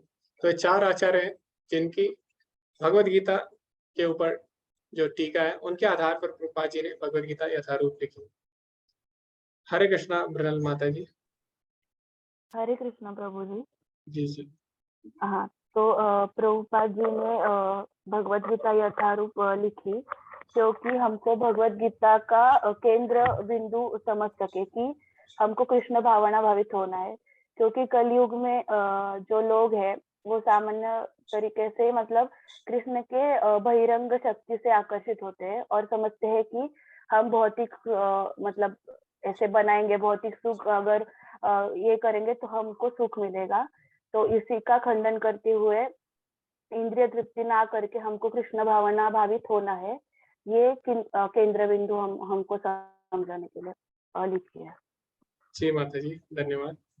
तो प्रभुपाद जी ने अपने जो टीकाएं हैं, टिप्पणी है, उसमें या जो प्रभुपाद जी की पुस्तक है, उसमें प्रभुपाद जी ने मुख्यतः 2 चीजों का खंडन किया है। तो चीजें कौन सी है? पहला है मायावाद। तो मायावाद यानी कि हम भगवान हैं, ये समझना, तो इसको मायावाद बोला जाता है। इसका प्रभुपाद जी ने खुल के खंडन किया। जो दूसरी जो चीज है जिसका प्रभुपाद जी ने खंडन किया है अपने पुस्तकों में, वो है भोगवाद, यानी मैटेरियलिज्म। इसका प्रभुपाद जी ने खंडन किया है। तो भगवत गीता यथारूप, चाहे आप कोई भी पुस्तक पढ़े प्रभुपाद जी की, उसमें 2 चीजों का आपको जरूर खंडन मिलेगा, एक मैटेरियलिज्म और एक मायावाद, यानी भोगवाद, भौतिकतावाद और मायावाद। तो इन 2 चीजों का खंडन करने के लिए और कलयुग के लोगों को जो चैतन्य महाप्रभु का आंदोलन है, उससे जोड़ने के लिए। तो चैतन्य महाप्रभु का आंदोलन क्या है कलयुग में? हरिनाम का प्रचार और हरिनाम का जप। तो ये 2 चीजें हैं।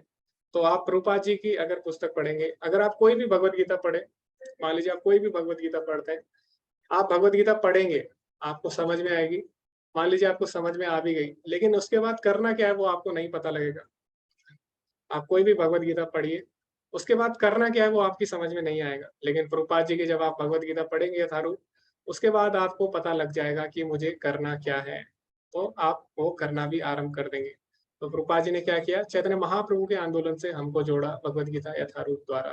कलो तद हरि कीर्तनम, जो कि कलयुग में भगवान से जुड़ने की विधि है, हरिनाम संकीर्तन। ओके, तो अभी हम चैट में भी पढ़ते हैं, चैट में भी कुछ उत्तर दिए हैं।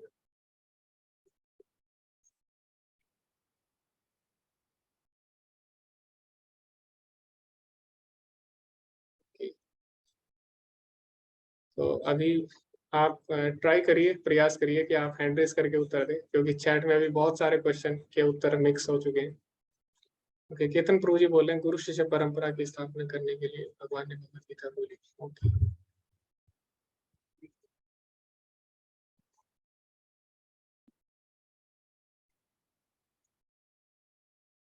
ओके, केतन प्रभु जी बोले यथारूप प्रभुपाद जी ने भगवत गीता को उपस्थित किया। संपिता माता जी बोले क्योंकि वो प्रमाणिक नहीं थे।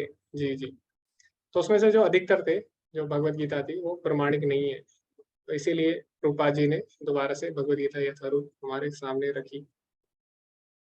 हाँ, अनुमाता जी ने बोला रियल लाइफ एग्जाम्पल के साथ प्रभुपाद जी ने समझाया भक्ति को। जी, तो वही मैं भी चर्चा कर रहा था कि बाकी भगवत गीता आप पढ़ेंगे तो आपको समझ नहीं आएगा कि करना क्या है। आपने भगवत गीता पढ़ ली, लेकिन आप करना क्या है। लेकिन जब आप भगवत गीता यथारूप पढ़ेंगे, आपको पता लग जाएगा कि क्या करना है, किस तरह हमें भगवान से जुड़ना है। तो प्रभुपाद जी ने क्या किया, रियल लाइफ एग्जाम्पल दिए, उसकी सहायता से हमें समझाया। जी, ये बताने के लिए कि भगवान कृष्ण परम सत्ता है, शुभम प्रभु जी ने बोला, ये भी बिल्कुल सही उत्तर है। श्रुति माता जी ने बोला प्रभुपाद जी ने सिंपल एग्जाम्पल के साथ समझाया। जी माता जी, इसकी हम चर्चा भी कर चुके हैं। आयुष प्रभु जी भी उत्तर दे चुके हैं। ओके, वो बोले सभी के लिए पूरी खबर है। ओके, तो ओके, तो अभी हम चर्चा नहीं करेंगे, अभी हम कोर्स पे ध्यान देंगे। ठीक है? तो जो भी बात है उस पर हम अभी चर्चा नहीं करेंगे। तो अभी हम आरंभ करते हैं भगवत गीता के प्रथम श्लोक से। तो प्रथम श्लोक धृतराष्ट्र द्वारा बोला गया, और धृतराष्ट्र क्या बोलते हैं इसमें, धृतराष्ट्र उवाचा धर्म क्षेत्रे कुरुक्षेत्रे समवेतायुत्सवा मामका पांडवश्चैव किम कुरुवत संजय। धृतराष्ट्र ने कहा, हे संजय, धर्म भूमि कुरुक्षेत्र में युद्ध की इच्छा से एकत्रित हुए मेरे तथा पांडु के पुत्रों ने क्या किया। अब कई लोग बोलते हैं कि भगवत गीता की जो शुरुआत होती है, आरंभ होता है, वो या तो अर्जुन से होना चाहिए था जो कि भगवान के भक्त है, या तो वो स्वयं भगवान से होना चाहिए था।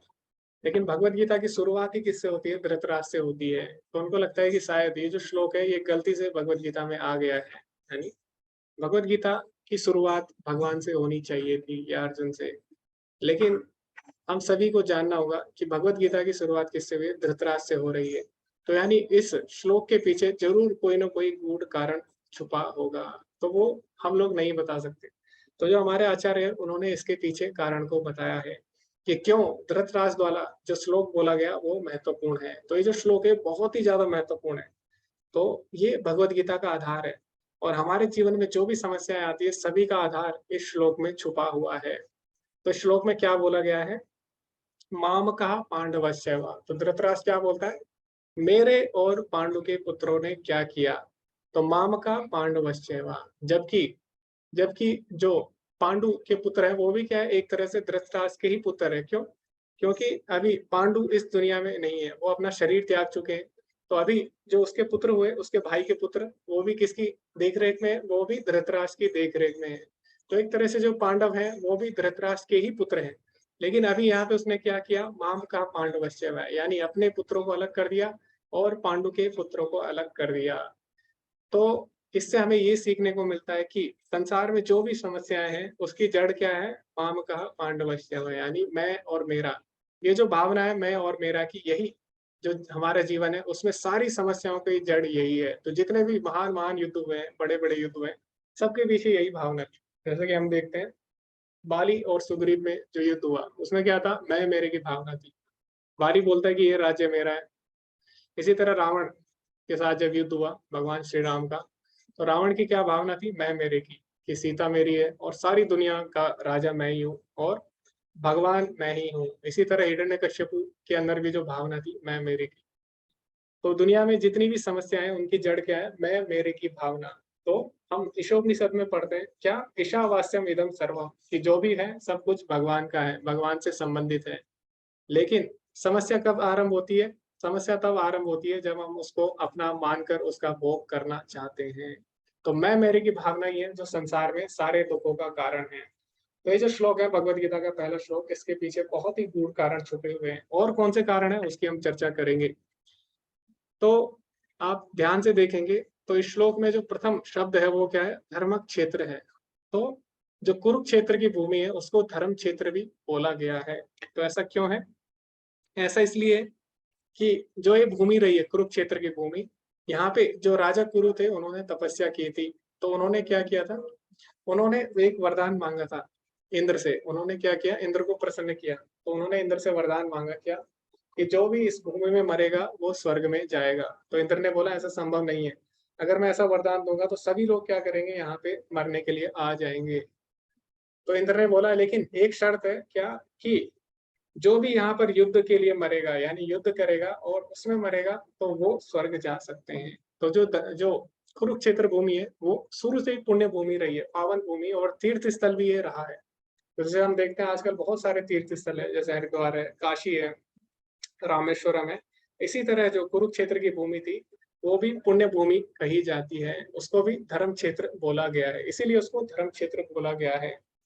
तो अभी यहाँ पे प्रभुपाद जी बोलते हैं कि जैसे धान के खेत में अनावश्यक पौधे निकाल दिए जाते हैं, कुरुक्षेत्र के धार्मिक क्षेत्र में धृतराष्ट्र के पुत्र दुर्योधन और अन्य अवांछित पौधों का सफाया हो जाएगा। तो हम देखते हैं जो धान की खेती होती है उसमें क्या होता है, धान के अलावा जो घास होती है उसको निकाल दिया जाता है, जो कचरा होता है उसको निकाल दिया जाता है, दूसरी घास घास है ना। तो धान के क्षेत्र में, यानी धान के जो खेत होगा उसमें धान की खेती होगी। इसी तरह जो कुरुक्षेत्र है वो क्या है, धर्म क्षेत्र है। तो वहां पे जो धर्म है उसकी प्रधानता होगी। तो जो दुर्योधन है उसकी तुलना किससे की गई है, अवांछित पौधों से की गई है। तो अभी आप सभी से मेरा प्रश्न ये है कि शिला प्रभुपाद ने दुर्योधन की तुलना अवांछित पौधों से क्यों की है? तो प्रभुपाद जी ऐसा क्यों बोल रहे हैं कि जैसे गेहूं के खेत में या धान की खेती में धान को बढ़ावा दिया जाता है, बाकी घास को फेंक दिया जाता है, इसी तरह जो धर्म क्षेत्र है उसमें अवांछित पौधा कौन है, उसमें अवांछित पौधा दुर्योधन है, उसको फेंक दिया जाएगा। तो ऐसा प्रभुपाद जी क्यों बोल रहे हैं? हरे कृष्णा हर्ष प्रभु जी। हरे कृष्णा प्रभु जी, एक्चुअली मेरा क्वेश्चन था एक। ओके, तो क्वेश्चन आंसर अभी हम इसके बाद चर्चा करेंगे प्रभु जी। तो इसका आप उत्तर देना चाहेंगे? जी प्रभु, जैसा कि जो भूमि तो धर्म भूमि थी और जो दुर्योधन था वो अधर्मी था, तो उससे मतलब कोई हक नहीं था कि मतलब उस धर्म की भूमि में मतलब रहने का। तो शायद इसलिए प्रभु जी मतलब शिला प्रभुपाद जी ने उनका मतलब ये इससे तुलना की। हरे जी कृष्ण। जी प्रभु जी, तो काफी अच्छा आपने उत्तर दिया कि जो दुर्योधन था वो अधर्म के पक्ष में था। तो अभी ये क्या है, धर्म भूमि है, धर्म क्षेत्र। तो इसीलिए जो अधर्म है उसका नाश होने वाला है। तो ये भी इसका कारण है। हरे कृष्णा। मोहित प्रभु जी, आप कुछ बोलना चाहेंगे, इसमें ऐड करना चाहेंगे? हरे कृष्णा प्रभु जी। जी प्रभु जी। आवाज आ रही है प्रभु? जी प्रभु जी, बहुत ही कम आ रही है लेकिन आ रही है। जी प्रभु। जैसे अवांछित पौधे आसपास के पौधों को भी खराब करते हैं, उसी तरह दुर्योधन जो था वो अधर्म का साथ दे रहा था, और जो आसपास धर्म की स्थापना करने वाले लोग थे उनका भी बहुत पौधे करना चाहिए।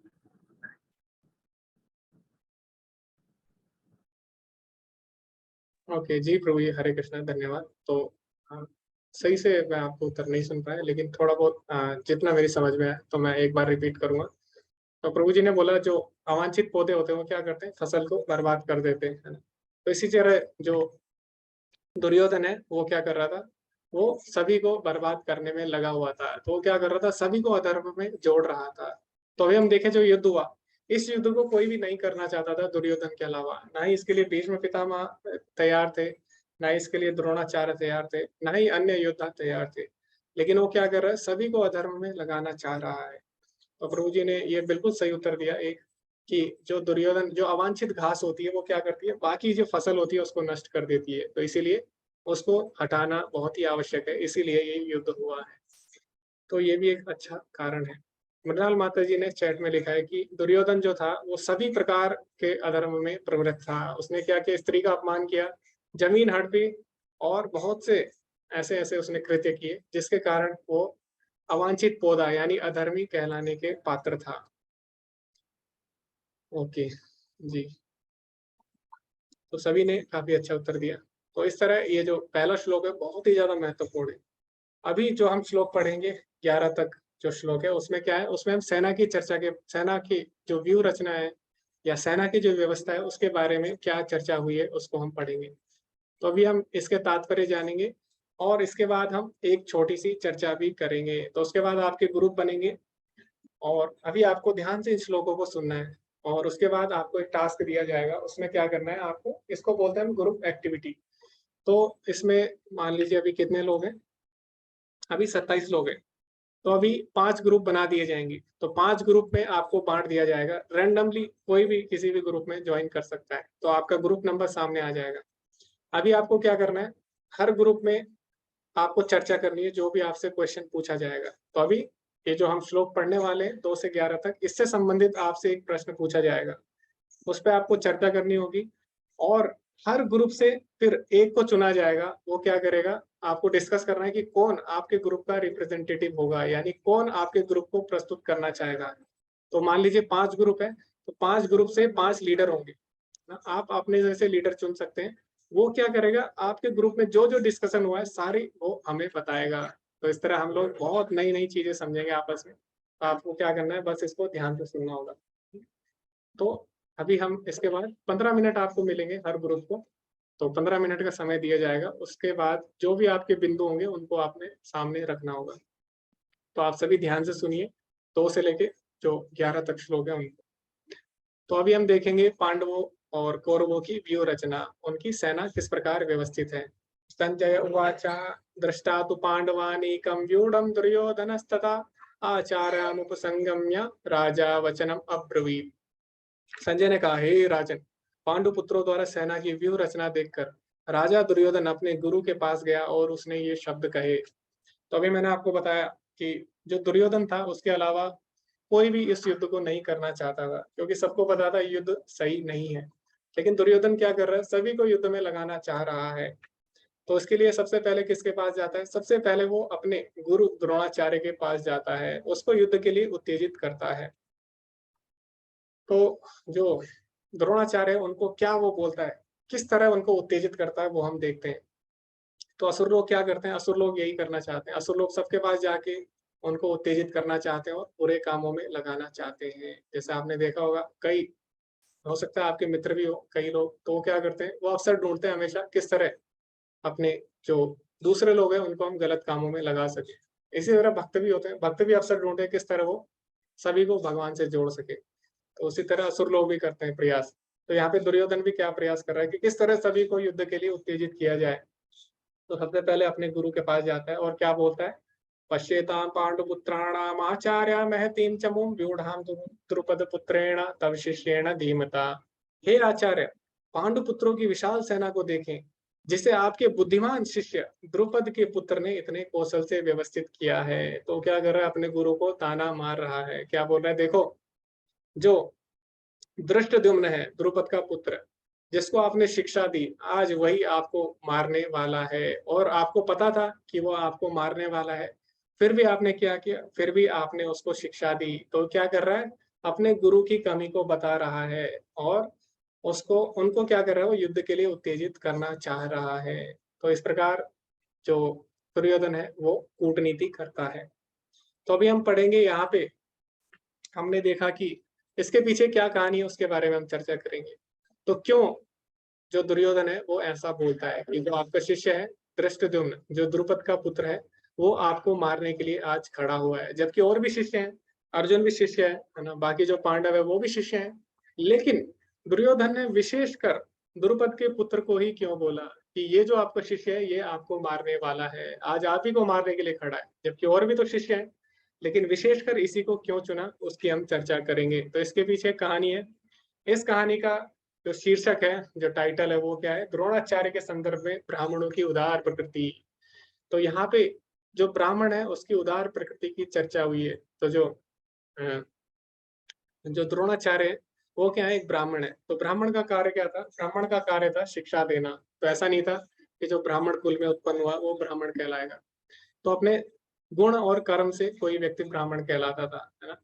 चतुर्वर्ण्य मया सृष्टम गुण कर्म विभागशः, तो भगवान बोलते भी है भगवत गीता। तो अभी जो द्रोणाचार्य हैं, उनका कार्य क्या था? शिक्षा देना, शिक्षित करना, तो इसीलिए उनको ब्राह्मण कहा जाता था। अभी ब्राह्मण है, ऐसा नहीं है वो केवल कर्म से ब्राह्मण है कि वो शिक्षा दे रहा है तो ब्राह्मण है, नहीं, उसके अंदर ब्राह्मणों के गुण भी होने चाहिए। तो कौन से गुण होने चाहिए वो हम पढ़ते हैं भगवद गीता के अंतिम अध्याय में, जब भगवान बताते हैं कि ब्राह्मणों के अंदर शीलता, उदारता, सत्य, तपस्या, ये सारे गुण होने चाहिए। तो वही ब्राह्मणों के अंदर गुण और कर्म दोनों होने चाहिए जिससे वो ब्राह्मण कहलाते हैं। तो कर्म से तो हम देख सकते हैं द्रोणाचार्य ब्राह्मण है, क्यों? सभी को शिक्षा दे रहे हैं। लेकिन क्या उनके अंदर ब्राह्मणों वाले गुण हैं? हाँ। तो प्रभुपाद जी उस गुण को यहाँ पे हाईलाइट करते हैं, उस गुण को यहाँ पे दर्शाते हैं। तो ये एक छोटी सी कहानी है। इसमें क्या होता है कि जो द्रोणाचार्य होते हैं वो उनके बचपन के मित्र होते हैं, द्रुपद, उनके साथ वो गुरुकुल में पढ़ते थे।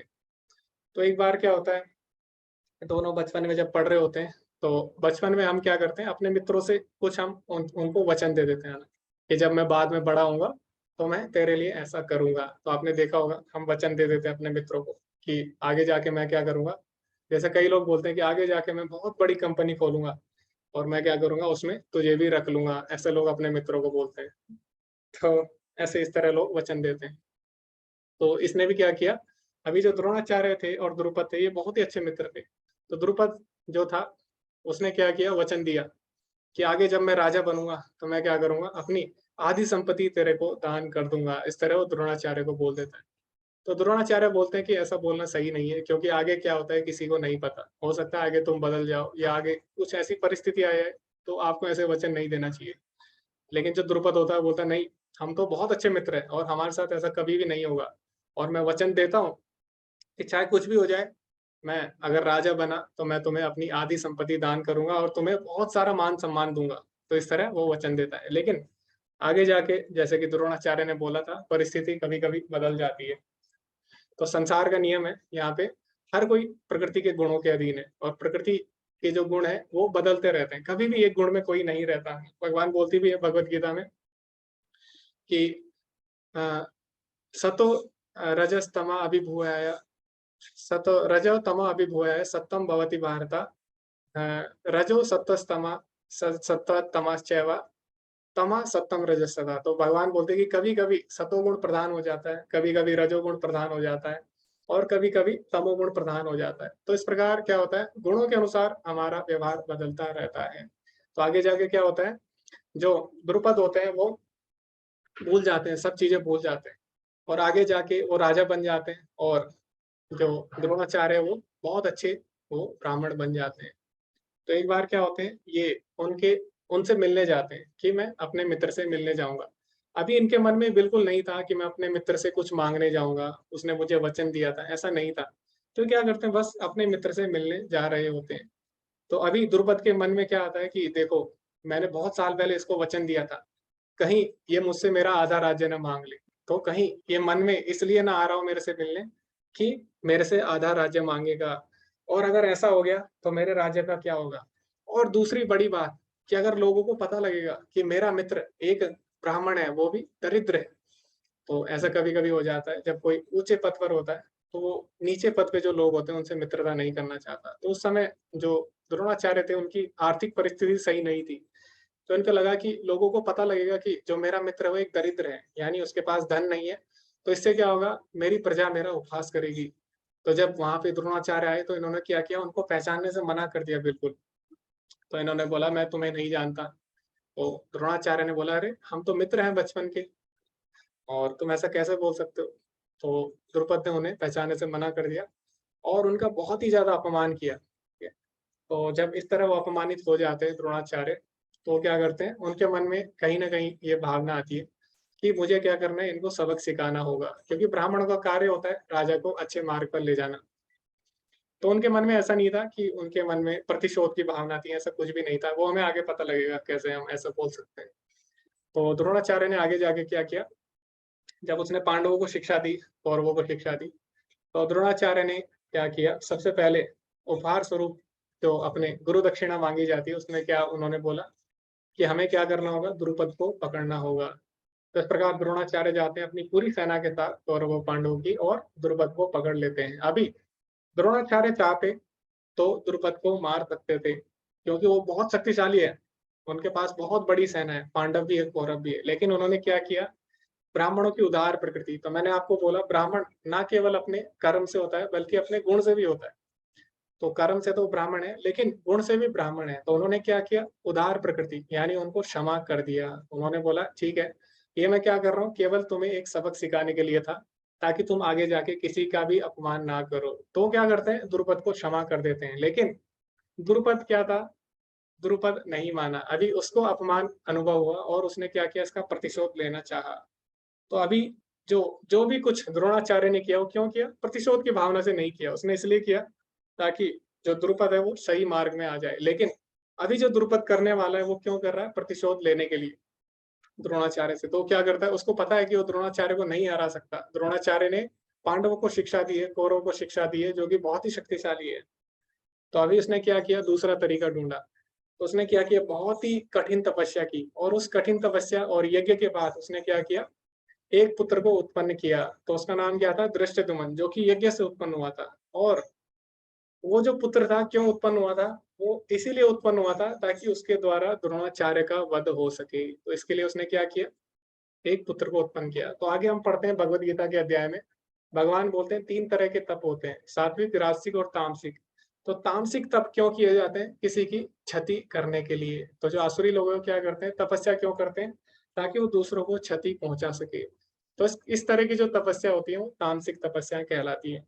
तो अभी जब ऐसा पुत्र उत्पन्न हुआ, तो अभी आपको जानकर हैरानी होगी, आश्चर्य होगा कि अभी जो पुत्र है उसको क्या करना है, द्रोणाचार्य को मारना है। लेकिन उसके लिए क्या करना होगा, उसको कुछ ना कुछ शिक्षा देनी होगी, प्रशिक्षण देना होगा, उसको ट्रेनिंग देनी होगी द्रोणाचार्य को मारने की। अब प्रश्न ये उठा कि उसको ट्रेनिंग कौन देगा। तो जो द्रुपद है उसको पता है कि जो द्रोणाचार्य है वो बहुत ही उदार प्रकृति के हैं, तो कभी भी इसको मना नहीं करेंगे ट्रेनिंग के लिए। तो क्या करते हैं, जो धृष्टद्युम्न होता है उसको द्रोणाचार्य के पास भेज देते हैं। और द्रोणाचार्य को भी पता होता है कि ये जो पुत्र है इसका, ये मुझे मारने वाला है, धृष्टद्युम्न। लेकिन फिर भी हम देख सकते हैं यहाँ पे जो द्रोणाचार्य है वो कितने उदार है, उन्होंने क्या किया, फिर भी उसको अपने शिष्य के रूप में स्वीकार कर लिया। तो इस कहानी से हमें क्या पता लगा कि जो द्रोणाचार्य है उनके अंदर ब्राह्मणों के गुण हैं, वो भी क्या है, उदार प्रकृति वाले हैं। और ब्राह्मण कभी भी क्या करते हैं, ब्राह्मण केवल अपने जन्म से नहीं होता, अपने गुण और कर्मों से होते हैं, जो कि यहाँ पे द्रोणाचार्य ने सिद्ध किया। तो ज्यादातर हम लोग पढ़ते हैं द्रोणाचार्य के बारे में, हमेशा गलत गलत बताया जाता है, लेकिन ऐसा नहीं रहा। और अगर आप महाभारत पढ़ेंगे तो उससे आपको वास्तव में जो द्रोणाचार्य की प्रकृति है उसका पता लगेगा। तो ज्यादातर हम सीरियल देखते हैं या जो भी हम कहानी सुनते हैं उसमें उनको विलन बताया जाता है। जैसे ऐसा भी होता है, कई कई हम सीरियल देखते हैं या कहानी पढ़ते हैं उसमें कर्ण को हीरो बताया जाता है, लेकिन ऐसा नहीं है। तो इसीलिए हमें शास्त्र पढ़ने चाहिए, और शास्त्रों से हमें पता लगता है कि जो द्रोणाचार्य है वो बहुत ही उदार प्रकृति के थे। तो इसीलिए अभी जो अ, जो यहाँ पे दुर्योधन है वो क्या कर रहा है, अपने गुरु की इसी कमी को दर्शा रहा है ना?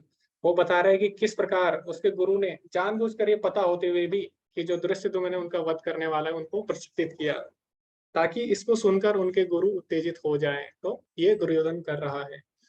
तो आगे श्रील प्रभुपाद इसके बारे में क्या बोलते हैं वो हम चर्चा करेंगे।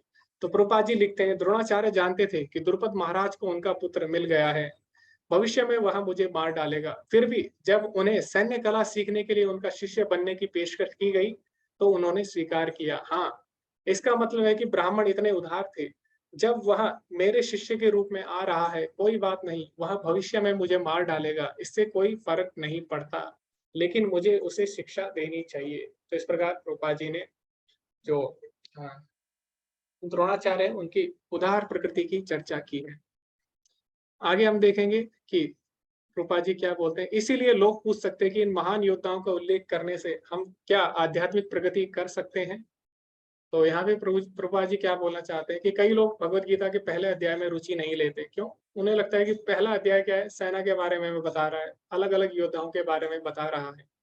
लेकिन प्रभुपा जी बोलते हैं कि इन महान योद्धाओं का उल्लेख करने से हमें आध्यात्मिक प्रगति क्या हम कर सकते हैं, जो कि हम हरे कृष्ण महामंत्र का जप करने के लिए है। इसलिए इन महान योद्धाओं के नाम जपने से क्या लाभ होगा, वहां सवाल उठाया जा सकता है। तो कई लोग बोल सकते हैं कि हमें तो हरे कृष्ण महामंत्र का जप करना है, तो क्यों हम इन योद्धाओं के बारे में पढ़े, क्यों नहीं हम दूसरे चैप्टर से आरंभ कर देते हैं, ऐसा लोग बोल सकते हैं। तो प्रभुपाद जी क्या बोलते हैं, लेकिन बात यह है कि निर्बंधम कृष्ण संबंध, जब भी कृष्ण के साथ संबंध होता है वह भी कृष्ण बन जाता है। तो अगर हमें कृष्ण से अपना संबंध जोड़ना है तो हम डायरेक्ट नहीं जोड़ सकते, हम क्या करते हैं उनके भक्तों के सहायता से या फिर भगवान की जो शिक्षाएं हैं सभी को हम बराबर महत्वता दे सकते हैं। तो जितना रुचि हमें रासलीला में होती है भगवान की या अन्य लीलाओं में होती है, उतनी रुचि हमें भगवत गीता में या महाभारत में होनी चाहिए। ठीक है, तो ये प्रभुपाद जी लिखते हैं। तो इन योद्धाओं के नाम का उल्लेख करते हुए हमें उपेक्षा नहीं करनी चाहिए। कृष्ण कुरुक्षेत्र के उस युद्ध क्षेत्र में सभी आसुरी शक्तियों को इकट्ठा करना चाहते थे और उन्हें मारना चाहते थे, वह उनकी योजना थी।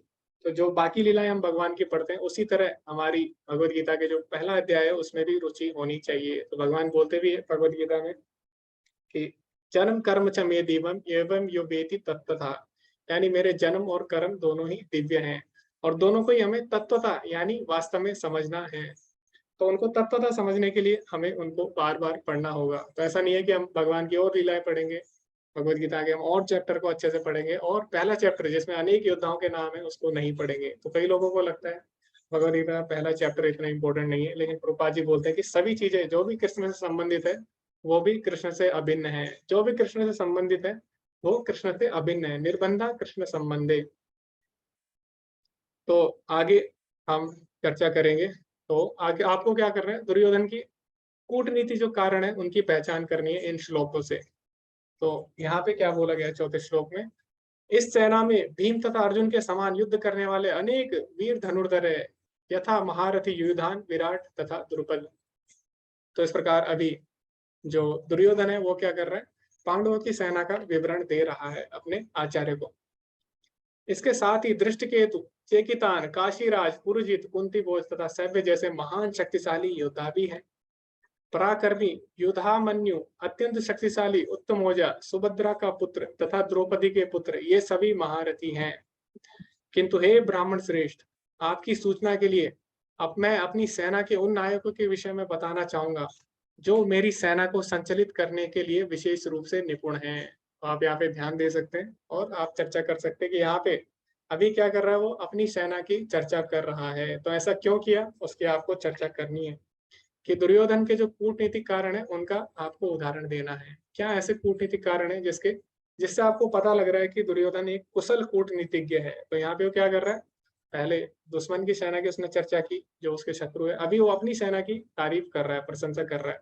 तो ऐसा क्यों कर रहा है इसकी आपको चर्चा करनी है। आगे क्या बोलता है, मेरी सेना में स्वयं आप भीष्म, कर्ण, कृपाचार्य, अश्वत्थामा, विकर्ण तथा सोमदत्त का पुत्र भूरिश्रवा आदि हैं जो युद्ध में सदैव विजयी रहे हैं। तो अभी क्या कर रहा है, पहले उसने अपने गुरु को उत्तेजित किया, अभी अपने गुरु की प्रशंसा कर रहा है। तो जब वो महान योद्धाओं की प्रशंसा कर रहा है सबसे पहले अपने गुरु का नाम लेता है, उसके बाद वो भीष्म का भी नाम लेता है। उसके बाद उसको क्या लगता है कि अभी मैंने इनकी चर्चा की, प्रशंसा की, अभी मैंने भीष्म की भी प्रशंसा की। तो अभी हमें पता है भीष्म और जो कर्ण थे उनकी आपस में नहीं बनती थी, एक दूसरे को शत्रु मानते थे। तो भीष्म के तुरंत ही बाद किसका नाम लेता हो, कर्ण का नाम ले लेता है। ठीक है, तो ये सारे कारण आपको इसकी चर्चा करनी है। ऐसे अन्य वीर हैं जो मेरे लिए अपना जीवन त्याग करने के लिए उद्यत हैं। ये विविध प्रकार के हथियारों से सुसज्जित है और युद्ध विद्या में निपुण हैं। हमारी शक्ति अपरिमेय है और हम सब पितामह द्वारा भली भांति संरक्षित है, जबकि पांडवों की शक्ति भीम द्वारा भली भांति संरक्षित होकर भी सीमित है। अभी वो क्या बोल रहे हैं, अभी अपने सेनापति जो है भीष्म पितामह उनकी प्रशंसा कर रहे हैं, लेकिन सामने वाली पक्ष में जो सेनापति है और जो भीम है उनकी वो क्या कर रहे हैं, उनकी वो बुराई कर रहे हैं। तो ऐसा क्यों है, क्योंकि जो भीम थे वो बचपन से ही इनके शत्रु थे। तो जो दुर्योधन और भीम थे इनकी बचपन से ही आपस में नहीं बनती थी और दुर्योधन ने कई बार भीम को मारने का प्रयास भी किया। इसने क्या किया, एक बार उनको जहर देने का भी प्रयास किया। उससे क्या हुआ, जहर से भीष्म मरे नहीं बल्कि उनका बल और अधिक बढ़ गया। उसके उनका बल कैसे बढ़ा उसके पीछे भी एक कहानी है महाभारत की, उसकी हम चर्चा बाद में करेंगे। तो इस तरह जो दुर्योधन था बचपन से ही भीम से विशेषकर ईर्ष्या करता था, तो इसीलिए क्या कर रहा है यहाँ पे, भीम की भी यहाँ पे बुराई करता है। आगे क्या बोलता है, अतः सैन्य व्यू में अपने अपने मोर्चों पर खड़े रहकर आप सभी भीष्म पितामह को पूरी पूरी सहायता दे। तो अभी यहाँ पे दूसरा कारण है जिसकी आपको चर्चा करनी है कि ऐसा क्यों कहा। पहले उसने भीष्म की चर्चा की, उसके बाद उसने क्या किया, तुरंत ही उसने जो बाकी सेना के जो सदस्य थे उनकी भी उसने प्रशंसा करनी आरंभ कर दी। तो अभी क्या करना है, जो भी हमने श्लोक पढ़े अभी तक, जो कि दुर्योधन की कूटनीति को बताते हैं, तो आपको क्या करना है, आपको उनमें से मुख्य मुख्य बिंदु छांटने की, जिन बिंदुओं से पता हमें लगेगा कि जो दुर्योधन है वो एक महान कूटनीतिज्ञ है, तो वो बिंदु आपको चुनने हैं। तो अभी इसके लिए क्या होगा, आपको समय दिया जाएगा 10 मिनट का, और आप सभी को आपस में चर्चा करनी है। आपको 5 ग्रुप में विभाजित कर दिया जाएगा। ओके, उसके बाद आप अपना एक लीडर चुन सकते हैं जो कि आपके ग्रुप को रिप्रेजेंट करेगा, और आपके ग्रुप के जो भी पॉइंट्स हैं वो आप हमारे सामने रखेगा। तो हम क्या करेंगे, ब्रेकआउट रूम बनाएंगे, आपको ब्रेकआउट रूम ज्वाइन करने हैं। और जब आप लीव करेंगे ब्रेकआउट रूम, तो आपको ब्रेकआउट रूम लीव करना है, आपको मीटिंग लीव नहीं करनी। तो मैंने 5 ग्रुप बना दिए। अभी आप सभी लोगों के पास ऑप्शन आएंगे, आप सभी ग्रुप ज्वाइन कर सकते हैं और आपस में 10 मिनट का समय आप चर्चा करें। तो 5:37 हो रहे हैं, अभी हम 5:50 पे लगभग हम मिलेंगे, तो आप सभी लोग ज्वाइन कर सकते हैं ग्रुप।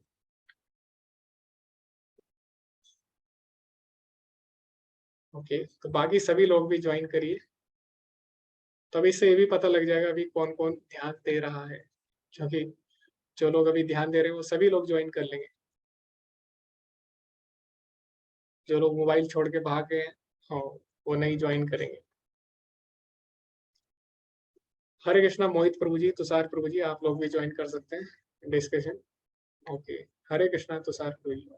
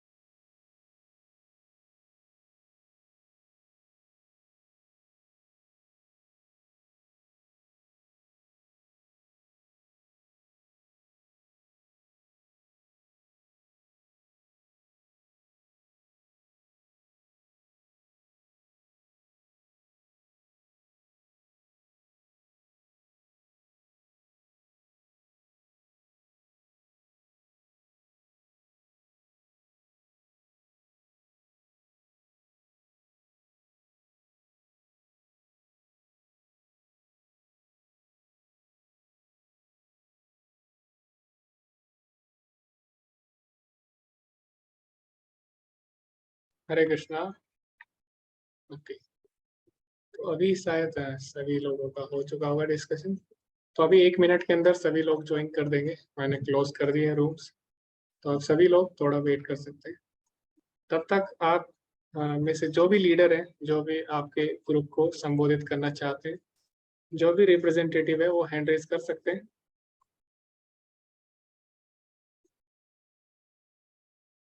जी,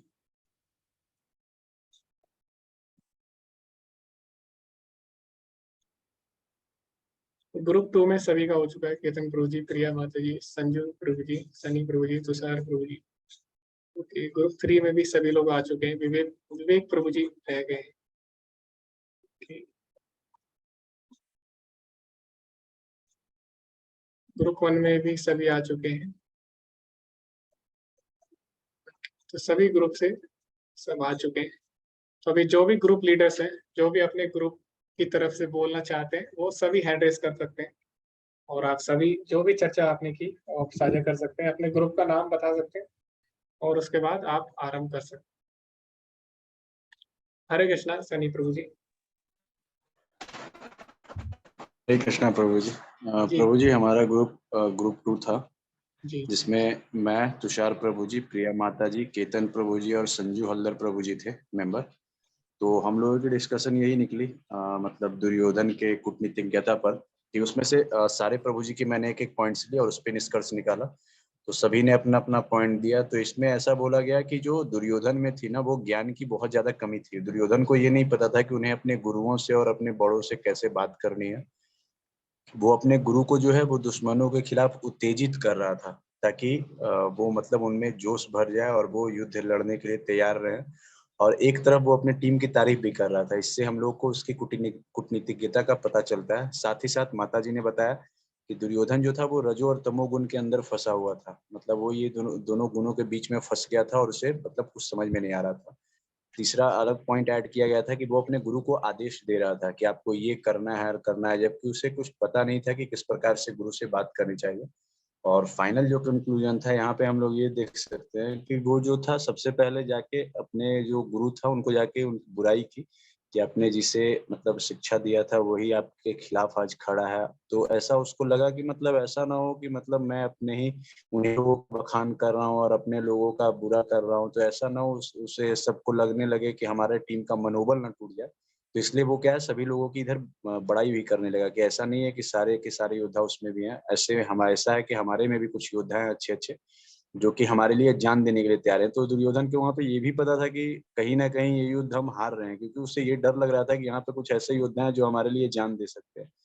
तो उसको ये डर भी लगा हुआ था। और इससे हम उसकी अच्छी कूटनीतिज्ञता के बारे में जान सकते हैं कि दुर्योधन जो है वो किस प्रकार से एक अच्छा राजनीतिज्ञ और एक अच्छा कूटनीतिज्ञ भी था। हरे कृष्ण। जी, धन्यवाद प्रभु जी। तो काफी अच्छे अच्छे आपने पॉइंट्स रखे। जैसे कि जो दुर्योधन था वो अज्ञान में था, और उसको पता नहीं था किस तरह अपने जो बड़े जन हैं, जो अपने से वरिष्ठ है, उनसे किस प्रकार व्यवहार करना चाहिए। अपने गुरु को क्या कर रहा है, वो आदेश दे रहा है, और या फिर उनको उत्तेजित करना चाह रहा है। तो अपने स्वार्थ के लिए वो क्या कर रहा है, अपने गुरु को भी अपमानित कर रहा है, उनको भी, उनकी भी कमियों को दिखा रहा है, और इसीलिए वो उनको उत्तेजित कर रहा है। तो ये भी एक कूटनीति का हिस्सा है कि दूसरों को अपने कार्य में लगाना, उनको किसी तरह उत्तेजित करके। तो ये भी एक कूटनीति का हिस्सा है। और उसने क्या किया, फिर उसको पता था कहीं ना कहीं ये युद्ध हारने वाला है, तो इसके लिए क्या करता है, वो सभी जो योद्धा है उनकी प्रशंसा करता है कि देखो, ये सभी योद्धा आज मेरे लिए जान देने वाले हैं, अपने प्राण भी देने वाले हैं, मदर्थम त्यक्त जीविता, ऐसा बोलता है। जी, तो बहुत ही अच्छे अच्छे आपने पॉइंट्स रखे, और भी हम ग्रुप से जानेंगे उनके पॉइंट्स। हरे कृष्णा विवेक प्रभु जी। हरे कृष्णा प्रभु जी। जी प्रभु जी, हमारा ग्रुप नंबर 3 है। तो उसमें जो पहला पॉइंट निकाला हमने कि जो दुर्योधन है वो बहुत चतुर है। वो अपने गुरु जो है, गुरु को भड़काने की कोशिश कर रहा है। वो उनको याद दिला रहा है कि वो जो दृष्टिद्युम्न है उसका जन्म क्यों हुआ है। आपने उसको शिक्षा दी, पर वो उसका जो जीने का एक उद्देश्य है आपकी मृत्यु। तो उनको भड़काना चाह रहा है अपने गुरु को। और फिर उसके बाद वो अपने गुरु को बताता है कि हमारे पास क्या क्या शक्तियां हैं, हमारे पास कितने कितने योद्धा हैं, उनका मनोबल बढ़ाने के लिए।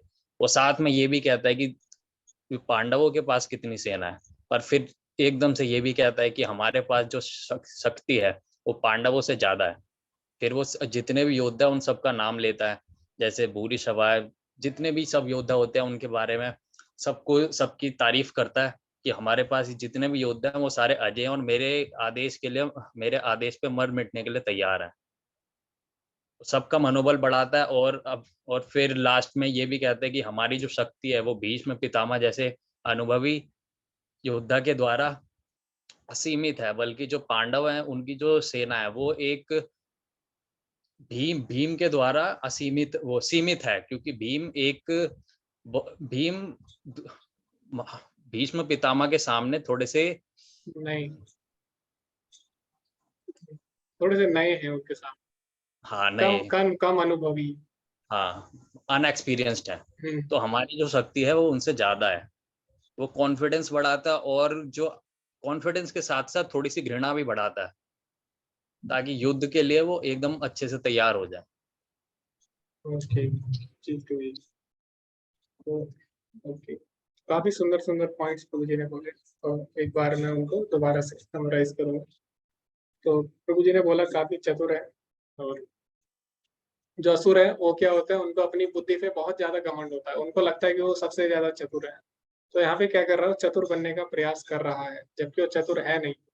जैसे कि हम देखते हैं हिरण्यकश्यप, उसने क्या किया, ब्रह्मा जी से वरदान मांगा, तो ब्रह्मा जी को उसने बोला मुझे अमर कर दीजिए, लेकिन ब्रह्मा जी ने बोला मैं स्वयं अमर नहीं हूँ, तो मैं तुमको कैसे अमर कर सकता हूँ, तो तुम कोई और वरदान मांगो। तो हिरण्यकश्यप को लगा कि वो बहुत ही चतुर है, जैसे कि यहाँ पे दुर्योधन को लग रहा है। तो असुर लोगों को लगता है कि उनकी बुद्धि सबसे श्रेष्ठ है। तो जो हिरण्यकश्यप था उसने क्या वरदान मांगा कि ना मैं दिन में मरूं, ना रात में मरूं, ना मैं घर के अंदर मरूं, ना घर के बाहर मरूं, ना मैं ऊपर मरूं आसमान पे, ना मैं नीचे मरूं, ना मैं अस्तर से मरूं, ना मैं शस्त्र पे मरूं, ना मैं मानव से मरूं, ना मैं दानव से मरूं। तो इस प्रकार उसने इतनी सारी कंडीशन लगा दी कि उसको लगा कि वो अमर हो गया। तो इसी प्रकार यहाँ पे दुर्योधन भी क्या कर रहा है, अपनी पूरी बुद्धि लगा रहा है, उसको लगता है कि वो युद्ध जीत जाएगा। तो असुर लोग होते हैं इस तरह, क्या करते हो, अपनी बुद्धि पे बहुत ज्यादा विश्वास करते हैं, उनको अपनी बुद्धि पे बहुत ज्यादा घमंड होता है। तो ये भी यहाँ पे पॉइंट प्रभु जी ने रखा। फिर उन्होंने बोला भड़का हुआ है, वो क्या कर रहा है, सभी को युद्ध के लिए भड़का रहा है। उसको पता है कि कोई भी व्यक्ति हो, वो गलत काम में नहीं लगना चाहता जब तक कि उसका स्वार्थ ना हो। जैसे कि मान लो आपको मैं बोलूं कि आपको किसी का मर्डर करना है, तो आप नहीं करोगे, आपको पता है गलत काम है। तो जब तक आपका स्वार्थ नहीं होगा, आप कभी भी गलत काम नहीं करना चाहेंगे। तो अभी इसमें क्या है, इस युद्ध में दुर्योधन का स्वार्थ है, बाकी लोग का इसमें कोई स्वार्थ नहीं है। द्रोणाचार्य भीष्म पितामह है, बाकी का इसमें कोई भी स्वार्थ नहीं है। तो इसीलिए उनका युद्ध करने की कोई भी आकांक्षा नहीं है, महत्वाकांक्षा नहीं है। लेकिन दुर्योधन क्या कर रहा है, उनको भड़का रहा है जबरदस्ती उनको युद्ध में लगाने के लिए। फिर प्रभु जी ने बोला कि इसके लिए उसने सभी का नाम लिया, एक एक योद्धा का नाम दिया, ताकि सभी को क्या हो, सभी को स्पेशल फील हो, सभी को विशेष उनका महत्व अनुभव हो। इसके लिए क्या करता है, सभी एक एक का नाम लेता है और भीष्म की प्रशंसा भी करता है, और साथ ही साथ वो क्या करता है, जो भीम होते हैं उनकी बुराई भी करता है। तो क्या करता है, एक तरह से अपनी सेना की पहले प्रशंसा करता है, पहले वो पांडवों की सेना के बारे में बताता है, ताकि जो उनकी सेना है वो थोड़ा सचेत हो जाए कि हमारा जो युद्ध है वो एक शक्तिशाली सेना से। लेकिन उसके बाद क्या करता है, उसको लगता है कि कहीं इनका मनोबल कम ना हो जाए, तो उसके बाद वो उनकी प्रशंसा भी करता है और घृणा भी फैलाता है। तो बहुत ही अच्छे अच्छे पॉइंट्स प्रभु जी ने रखे। अभी हम दूसरे ग्रुप के पास जाएंगे। अभी 2 ग्रुप हो चुके हैं, और अभी टोटल कुल मिलाकर 5 ग्रुप है, लेकिन अभी 2 ही ने हैंड रेज किए, तो जो तीसरे ग्रुप है वो भी हैंड रेज कर सकते हैं जी। हरे कृष्णा। तो मृणाल माता जी ने हैंड रेज किया था। हरे कृष्णा मृणाल माता जी।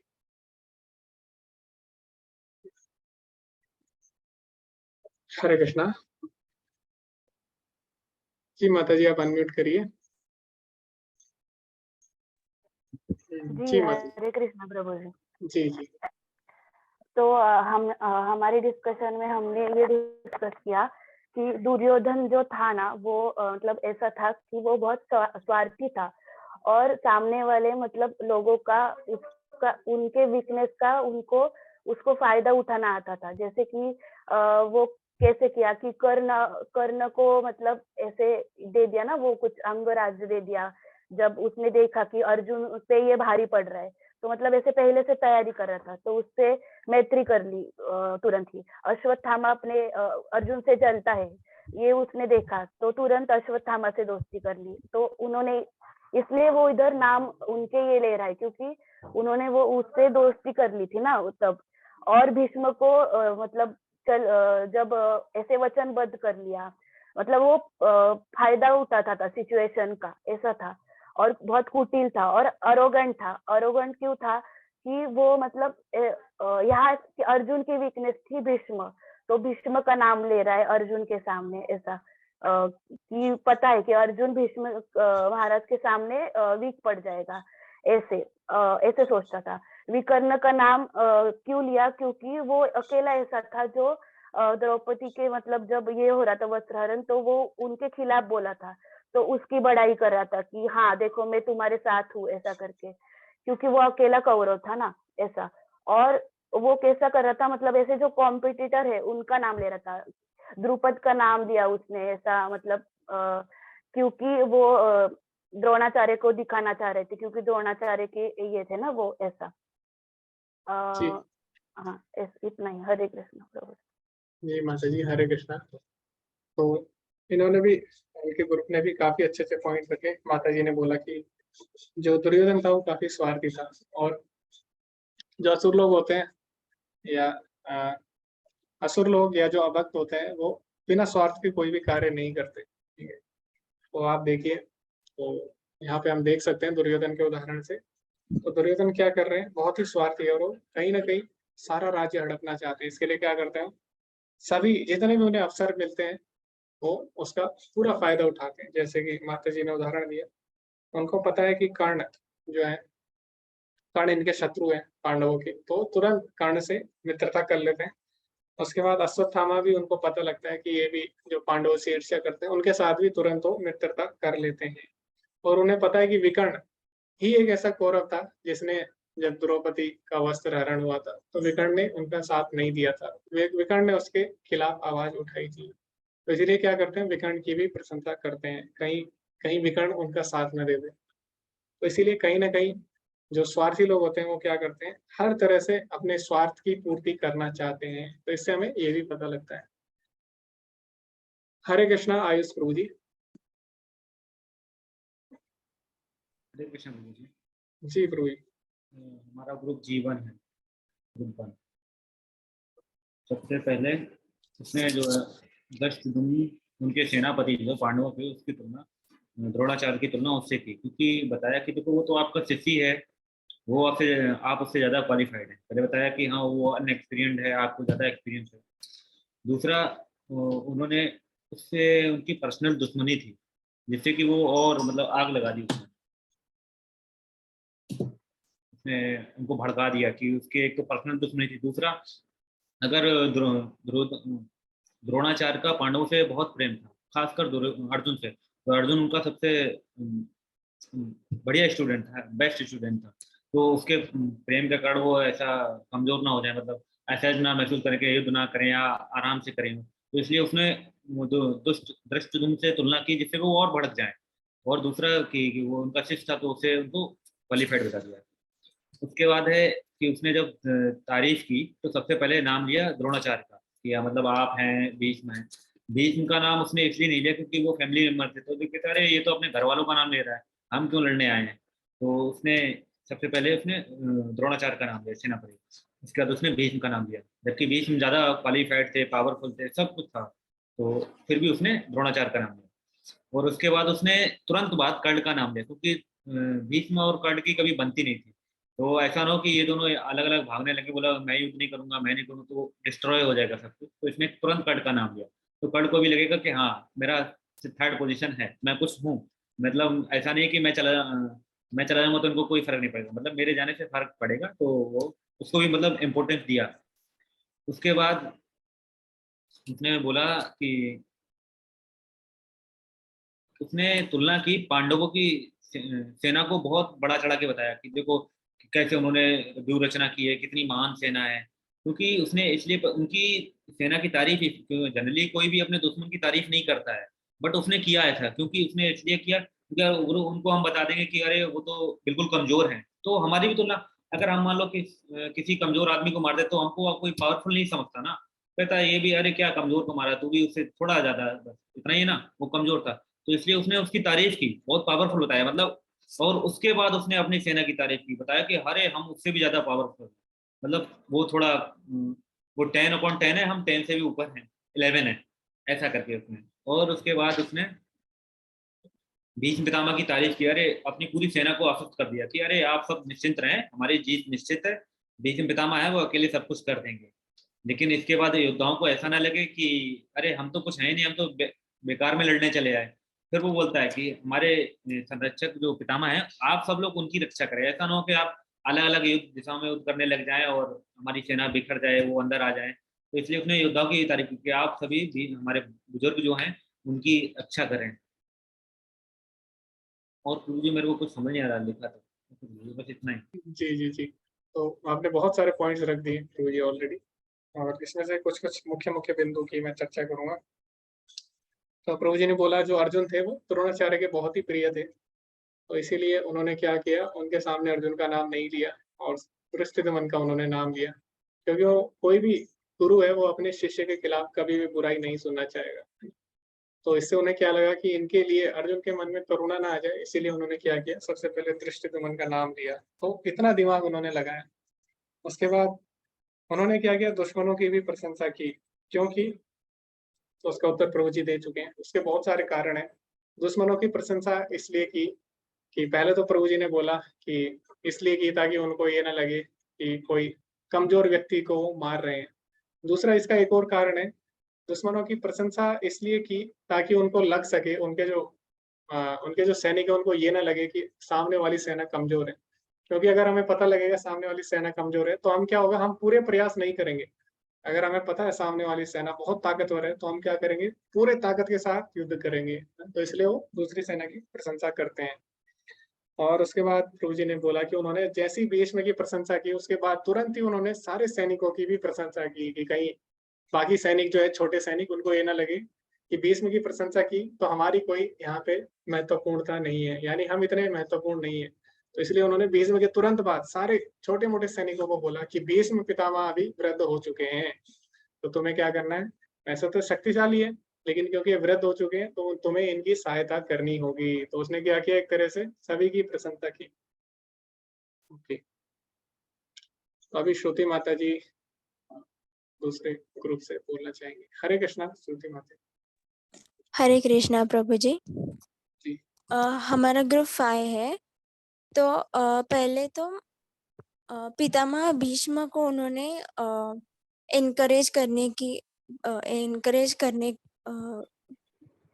का प्रयास किया। फिर बाद में बाकी के लोगों को, जैसे कि धृष्टद्युम्न, विकर्ण, कर्ण जैसे लोगों और द्रोणाचार्य जैसे लोगों को एनकरेज करने की प्रयास किया। फिर बाद में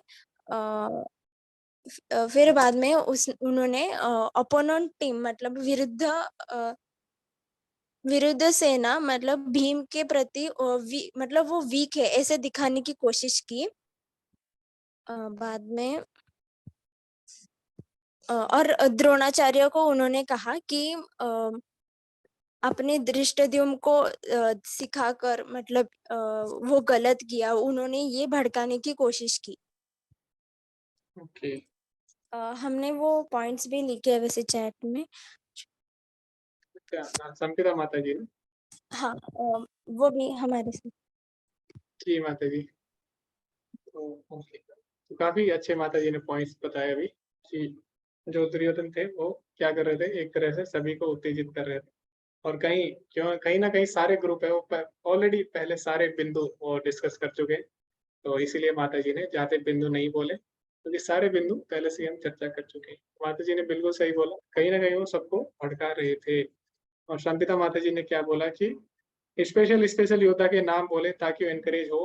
तो जैसे विकर्ण, तो ये भी हम चर्चा कर चुके हैं। और क्या किया उन्होंने, भीम का भी जानते थे कि उसकी मृत्यु भीष्म से होने वाली है। भीम की वो जानते थे कि उसकी मृत्यु भीम से होने वाली है, इसलिए भीष्म को ज़्यादा तारीफ़ किए भीम से। ओके। जी माता जी, तो ये भी एक कारण हो सकता है। ओके, तो अभी हम इसी के साथ आगे बढ़ेंगे और आगे भी हम एक और चर्चा करेंगे। तो उससे पहले हम अभी हाँ, लगभग 15 मिनट अभी हम और इसको चर्चा करेंगे, तो आप सभी बने रहिए। और इसका हम टाइमिंग भी चेंज करेंगे कोर्स का, क्योंकि इस समय बहुत सारे लोगों को सुबह जल्दी उठना होता है, सेवा करनी होती है और सुबह साधना करनी होती है। तो अभी हम कक्षा के अंत में नया समय भी हम निर्धारित करेंगे, तो आप सभी भी बने रहिए। अभी कम से कम 15-20 मिनट अभी और है, आप सभी लोग बने रहिए। तो अभी जो श्लोक है उसमें हम पढ़ेंगे पांडवों की विजय के संकेत। तो जल्दी से हम इन श्लोकों को पढ़ेंगे और उसके बाद हम चर्चा करेंगे कि इन श्लोकों से हमें कैसे पता लगता है कि जो पांडव लोग हैं वो विजयी होने वाले हैं। तो बहुत सारे कारण है, मैंने आपको बताया था कि कोई भी कार्य अगर होता है उसके पीछे बहुत सारे कारण होते हैं।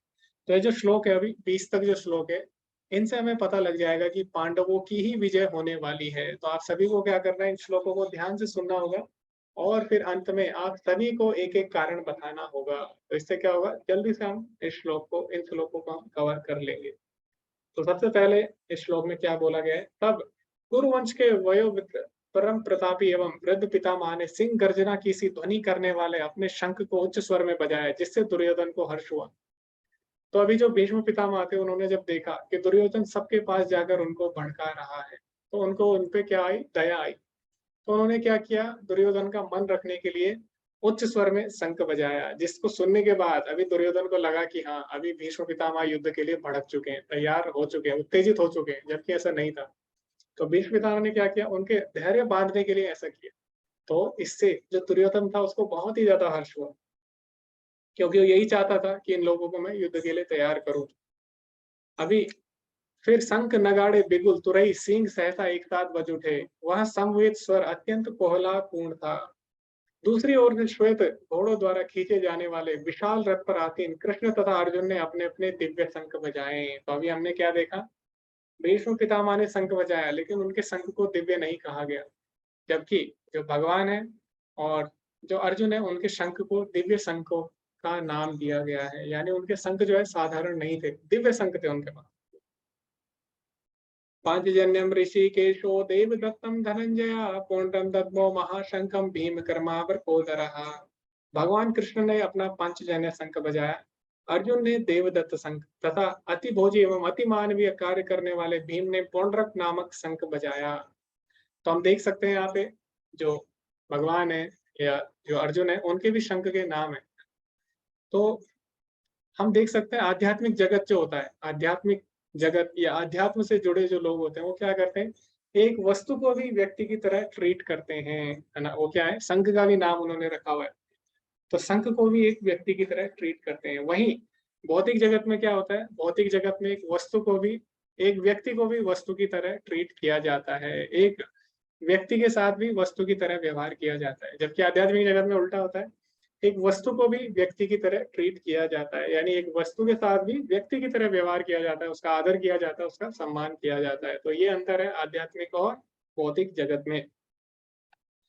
अभी आगे हम पढ़ते हैं अलग अलग शंखों के नाम। हे राजन, कुंती पुत्र राजा युधिष्ठिर ने अपना अनंत विजय नामक शंख बजाया। नकुल और सहदेव ने सुबोध और मणिपुष्पक शंख बजाए। महान धनुर्धर काशीराज परम योद्धा शिखंडी धृष्टद्युम्न विराट अजय सात्यकी द्रुपद द्रौपदी के पुत्र तथा सुभद्रा के महाबाहु पुत्र आदि सबों ने अपने अपने शंख बजाए। तो अभी क्या हुआ, अभी दोनों ने अपने अपने शंख बजाए। दोनों ही क्या है, दोनों ही पूरी तरह युद्ध के लिए तैयार है, यानी किसी के मन में कोई भी द्वेष, कोई भी विचार नहीं है, किसी के मन में कोई भी शंका नहीं है। तो अभी अर्जुन भी युद्ध के लिए तैयार है। क्यों? क्योंकि जब भी कोई सही कार्य करता है उसके मन में बिल्कुल भी डर नहीं रहता। तो जो पांडव लोग हैं उन्होंने क्या किया, उनके मन में डर नहीं है, उनके मन में व्याकुलता बिल्कुल भी नहीं है। जैसे हम देख सकते हैं दुर्योधन के मन में डर है, वो क्या कर रहा है, सबके पास जा रहा है, व्याकुल है। लेकिन हमने देखा कि अर्जुन किसी के पास नहीं गया, है ना, भीम किसी के पास नहीं गए, बाकी जो पांडव हो किसी के पास नहीं गए। क्यों? क्योंकि उनके मन में बिल्कुल भी डर नहीं है, उनको पता है कि हम लोग सत्य के साथ हैं। तो जो सही के साथ होता है उसके मन में कभी भी डर नहीं होता, कभी भी व्याकुलता नहीं होती। तो ये भी हमें इससे सीखने को मिलता है। तो अभी क्या हुआ, दोनों ने अपने अपने शंख बजाए, तो दोनों के शंख का क्या प्रभाव हुआ वो भी हम जानेंगे। तो भीष्म पितामह ने जब शंख बजाया तो उसका कोई भी प्रभाव नहीं हुआ, है ना। लेकिन जब पांडवों ने शंख बजाया तो क्या हुआ, इन विभिन्न शंखों की ध्वनि कोलाहलपूर्ण बन गई, जो आकाश तथा पृथ्वी को शब्दमान करती हुई धृतराष्ट्र के पुत्रों के हृदयों को विदीर्ण करने लगी। तो जैसी जो भीष्म पितामह थे उन्होंने शंख बजाया, कुछ भी असर नहीं हुआ, लेकिन जैसी पांडवों ने शंख बजाया तो सामने वाली सेना पूरी तरह डर गई और उनके हृदय विदीर्ण होने लग गए, यानी उनके मन घबराने लग गए। तो मैंने आपको बताया था जब भी कोई गलत काम करता है तो उसके मन में कहीं ना कहीं डर होता है।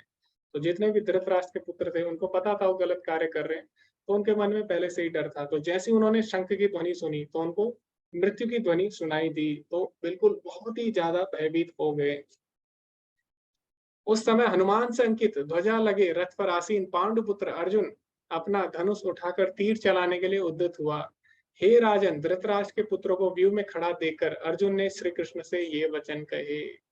तो अभी जो अर्जुन है उनके रथ पर कौन थे, उनके रथ पर साक्षात जो हनुमान जी है वो विराजमान थे कपि ध्वजा के रूप में। तो आज भी हम देखते हैं कई लोग झंडे लगाते हैं हनुमान जी के, तो वो कहाँ से मिली प्रेरणा, वो महाभारत से मिली। तो अर्जुन थे, उन्होंने क्या किया था, अपने रथ पे हनुमान जी की ध्वजा लगाई थी और उस ध्वजा पे हनुमान जी साक्षात विराजमान थे। तो यहाँ तक हमने पढ़ा जीत के विभिन्न संकेतों को। तो अभी आपको चर्चा करनी है इन श्लोकों में आपने क्या क्या संकेत देखे विजयी के, तो आपको एक एक कारण बताना होगा ताकि जल्दी से हम इसको समाप्त कर सके। तो आज का अध्याय इसके बाद समाप्त हो जाएगा और कल हम पढ़ेंगे कि अर्जुन ने जब सेना को देखा तो उनके मन में क्या विचार आया। तो ये हम अगला जो सत्र होगा उसमें हम पढ़ेंगे। तो अभी आपको क्या करना है, अभी हमने जो भी श्लोक पढ़े 12 से लेकर 20 तक, आपको बताने हैं कि आपने इनमें क्या क्या विजय के संकेत देखे, ऐसे क्या संकेत थे जिससे हमें पता लग गया कि पांडवों की विजय होने वाली है। तो आपको क्या करना है, एक एक कारण बताना है हैंड रेज करके। हरे कृष्णा। आयुष प्रभु जी। कृष्ण प्रभु जी, तो ये युद्ध जो है वो धर्म क्षेत्र में हो रहा था, तो इसलिए निश्चित था कि धर्म की ही विजय हो। और बोलो।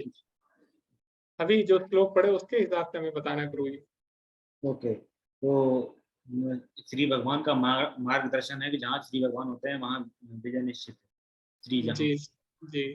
अरे तो यहाँ पे क्योंकि अर्जुन भगवान के साथ है, हमने देखा इन श्लोकों में, तो इन श्लोकों में भी भगवान को संबोधित किया गया है।